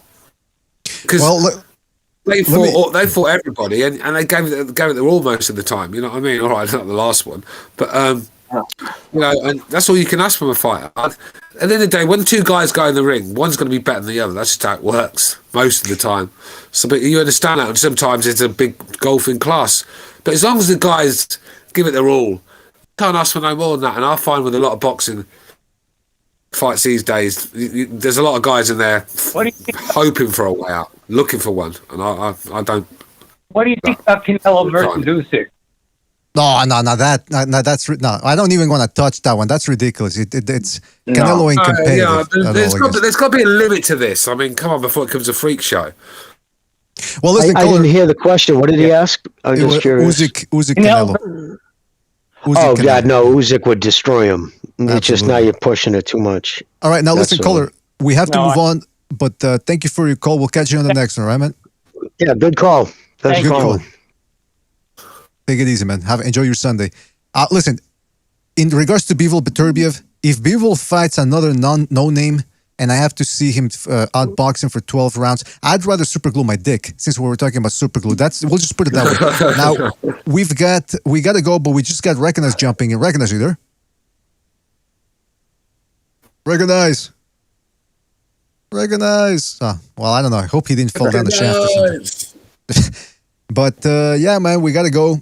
We have to finish. A couple of things on the table. We have to finish the boxing report. Sorry. Oh, there he is. Recognize. How you doing, brother? I'm doing good, man. Doing good. I couldn't hear you the other day, recognise, man. So I couldn't speak to you. I didn't even know you was there. I couldn't hear you. Yeah, I couldn't hear you the other day either, brother. Welcome back. Good to speak to you again, my brother. I missed you, man. Missed you too, bro. Missed you too, for sure. What were we talking about? What you got to tell us? Well, we were talking about a bunch of things. Bivol versus Beterbiev? Yeah, I mean... Yeah, man, I got Beterbiev. I think he gets outboxed probably early, makes a little adjustments, brings that pressure, lands those body shots, then starts working upstairs and stops him, more likely. I agree. People don't give Beterbiev enough credit for his boxing skills. He's not just a guy that puts his hands up and walks you down. He's not. He outboxed Uzik. He outboxed. Yeah. Sort of like outboxes you on the front foot, though. If you get what I'm saying, it's like 90 seconds. Who do you guys got? Who do you got in the Canelo Beterbiev fight, guys? Let me ask you. I got Beterbiev. Yeah. I'll say Canelo, but that the left hooks and the hooks to the body wouldn't work. You have to use straight punches. Jab to the head and throw like a right cross straight to the stomach, because that's the way you get to him. Yeah, I mean Canelo, but that's a tough one for Canelo, isn't it? I mean, let's be real, that is a tough fight for him to win. But you just never know. You can never write Canelo off against anybody. He just finds a way to win, doesn't he? And like I said, Beterbiev's quite vulnerable, and Canelo, if he starts landing them body shots, chopping away, but he's gonna have to take some big shots himself. Oh yeah. I'm sorry, I meant that's how Beterbiev gets to Bivol, straight shots. Oh no, Bivol, yeah, Canelo Beterbiev, that's another fight. Yeah, I'm sorry. Yeah. I mean, like I said, Canelo's gonna have to be, because Beterbiev likes to sit at mid-range and let his hands go, and Canelo's gonna have to trade with him at times. Canelo's gonna have to punch with him, and he's gonna take some big shots. It's whether he can, because Beterbiev just chops away at you, keeps chopping away, and before you know it, there's nothing left. You've got nothing left, and that's when he gets you out of there. But Canelo's, obviously, he's a very vulnerable guy. I very rarely see Canelo hurt, so whether he can take the power of Beterbiev. If he can, I'm picking Canelo to win. Yeah, I'm with you on that one. If I'll pick Beterbiev to win just by logic, big man, much bigger man, pretty good boxing skills. But if Canelo could take his power, Beterbiev might be in trouble. Yeah, yes, he will be. I guarantee that. Canelo is a very patient fighter. He doesn't put non-stop pressure with punches. I mean, he puts non-stop pressure with taking little steps forward and moving the head. But you saw him getting hit by Plant. You saw Plant getting his respect a little bit early on. Bivol, people think that Canelo's fights are airtight and it's all said and done, written down beforehand. I think against Bivol, it's not going to happen. I think he loses to Bivol. That's my opinion. Defensively, he would fight Beterbiev completely different. Like by completely different, he would not worry about. Like you could tell that Plant wasn't punching through his target. He just wasn't. They were pity patters. And Canelo knew those weren't going to take him out. So when you know the guy isn't going to put enough on his shots to take you out, automatically it makes you have bigger stones. It makes you more willing to go in and do things opposed to when a dude's going to fucking lay it on you. So I believe that you wouldn't take as many shots, but he'd still have to be able to take one of his shots because regardless, he's still going to get caught. And I agree. I think Stu put it perfectly. If he can take his punches, it could be a bad night for Beterbiev. Yeah, man. I mean, look, listen. The Canelo had a lot of trouble against Golovkin. That's at 160. This motherfucker's Beterbiev is a natural 175 pounder. Watch his fight. I know it's the amateurs, but watch his fight against Uzik. He had Uzik. If you watch the fight in a certain time or a certain mindset, you can give the fight to Beterbiev in the Olympics. I'm talking about the Olympic amateur fight they had. This guy's a fucking Marcus Brown. People say Marcus Brown is trash. Okay, if you want to call him an Amuro bomb, that's fine. But he's a pretty quick guy with mobile feet, and Beterbiev just made him look like he was a nothing. And that's with being cut and blood. Not before that nasty gash that he fucking has he has a reputation for that, don't he? Yeah, exactly, man. I mean, this Beterbiev guy is scary, man. Now, granted, he's 36. so he might not be that spring. 37. Yeah, he's 37. but he's a young 37-year-old. What I mean by that, there's not that much wear and tear. He's had a lot of amateur fights, but in terms of like, seeing a guy wearing down, that's not happening to him. He is who he is pretty much from the beginning of his career to 2 years now, to the fighter he is now. So he might be good to like 40. And recognize that the rumor is here, or I think it's pretty well established in the gyms, that he's the hardest working guy at the gym he's at. I think it's the gym. It's called gym. Like fucking what the? I don't know if that's genetics, because guys like him, they look like that. Like naturally. I don't know if it's a natural thing. They got these fucking deep cuts, muscle definition, and they look like they got. Look, don't take this as a racial thing. They look like different kind of white guys. They're like, their fucking skin looks like tight. Like, it takes a lot to break them up, if you get what I'm saying.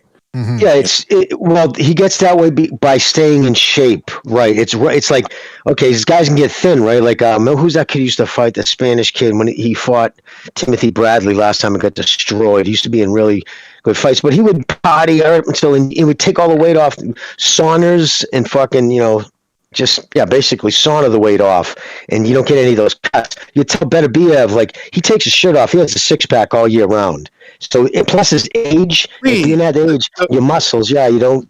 Now at 38, exactly, he's dense. He's leaning, there you go, dense. Because he's not your typical slim dude. He's got bulk, so it's like this lean bulk that he has, like a combination. And, he's good to go. Whatever you're going to do, you got to do it now. If you're Beterbiev, you got to get these now, because another one that wasted the best years of his career, didn't he? Well, he ready though, right? Like sometimes these guys stay in amateurs a little too long. And he was with a bad management company out of fucking Canada too. Yves, that French dude, he was dicking him around. Yeah. What's that? Yves Michel. He can't have the. Sorry. No, he can't have that bad of a chin either. He can't have that bad of a chin either, because he comes forward. I mean, you got power, and if you got a suspect chin, you would think about maybe protecting yourself sometimes. But now this guy's barreling forward. He don't care. Didn't Gavajic stun him? Didn't he get hurt in that night too? Wasn't he rocked at one point? Yeah, a little bit. Yeah. He's got but that dude, he hits very hard. Bosdick, he took his punch though. But he also got dropped by someone. I forget the guy's name. Up in Canada, he got dropped by somebody's famous father's son. It was Pryor's son, I think. I think it was Pryor's son. Right, Pryor's son, Aaron Pryor's. Wow, yeah. But yeah, man. I mean, I don't think he was that badly hurt. He was just, he was just dropped. Obviously, he finished the fight, knocked him out. Yeah, the Callum Johnson fight, that he was hurt with that left hook, and I think that's what you got to do with Beterbiev. People think, I'm going to run away from him, and no, he'll outbox you from the outside while putting pressure. Somebody needs to have the balls to trade with him, and I'm not saying it's easy, but I think it's on the inside where people are going to have their success with him, because it's just pinning him. Yeah, that's all. He's like just trying to get him pinned. When he fought Uzik, Usyk's a guy who likes to come forward and, use angles and kind of like, outbox you, but then rough you up. If you look at that fight, Usyk did have those moments where he did that, but he was very cautious because he got hurt a couple of times. We're about Uzik. The body. No, when he fought, when Usyk fought Beterbiev in the amateurs. Oh, the amateurs. Sorry, I was wondering what he was on about. The amateurs, okay. Yeah. Kind of neutralized Usyk, if you get what I'm saying. Like, Usyk didn't have his total way. Maybe you could say he lost that fight, at least the fight that I saw. Because when you're going into range with Beterbiev, he's throwing punches and bunches. Quite accurate as well and quite technically sound. And one of them's going to hit you, aren't they? And they're so thudding and it's effortless. Yeah. They're thudding and effortless. It's like the guy who does it, he probably does that in his sleep. You know what I'm saying? I'm like, seriously. probably gets up in the middle of the night and just fucking throws those combinations. Like George Foreman, he reminded me of that. Like he looked like he put nothing on his punches, and his jabs would knock your head off. Just some guys just do it. Right? You know what I mean? They just. Jimmy, it's very George Foreman-like, isn't it? Yeah. Hey, by the way, just real quick. Look, listen, we got to go, but we got a lot on the table that we got to take care of. We got to finish the, what was it called? The box report cards. We got to do a little preview show to get your predictions for what's going to happen in 2022. And then by the end, we'll see if they happen. And we're going to do another gimmick show where we look back at boxing's most shocking moments. That's probably going to be on Thursday. So, and by the way, I just wanted to say to Don Ramon, who says that Jean Pascal stopped Marcus Brown. It says, if you go to BoxRec, it says it was stopped. The referee stopped on the next interval, but went to the scorecards. You need to get your facts straight, buddy boy.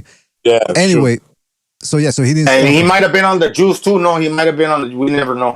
Yeah, you never know though. Yeah, that's what. That's why you should never use BoxRec and Wikipedia to use it with an argument. Use it as an argument, man. Always. Exactly. You actually have to see the. You actually have to see your own eyes. Yeah, you actually have to watch the fights. You can't just read things based off BoxRec. Exactly. In any event, we got to go. Shout out to everybody who joined us. Give a special shout out again to Steve Kim, who joined us at the beginning of the show. Go check him out at snack.com, at The Blaze on Jason Whitlock's show, the 3 Knockdown Rule on Triller's YouTube boxing channel, YouTube channel. You can check that out too on iTunes. And you can check Steve Kim out at Steve Kim at 323 over on the Twitter. And thank you again. Thanks to Jimmy for dropping by. Gonzalo, Recognize Stu. Thank you for dropping by, fellas. Always appreciate it. You contributing to the show.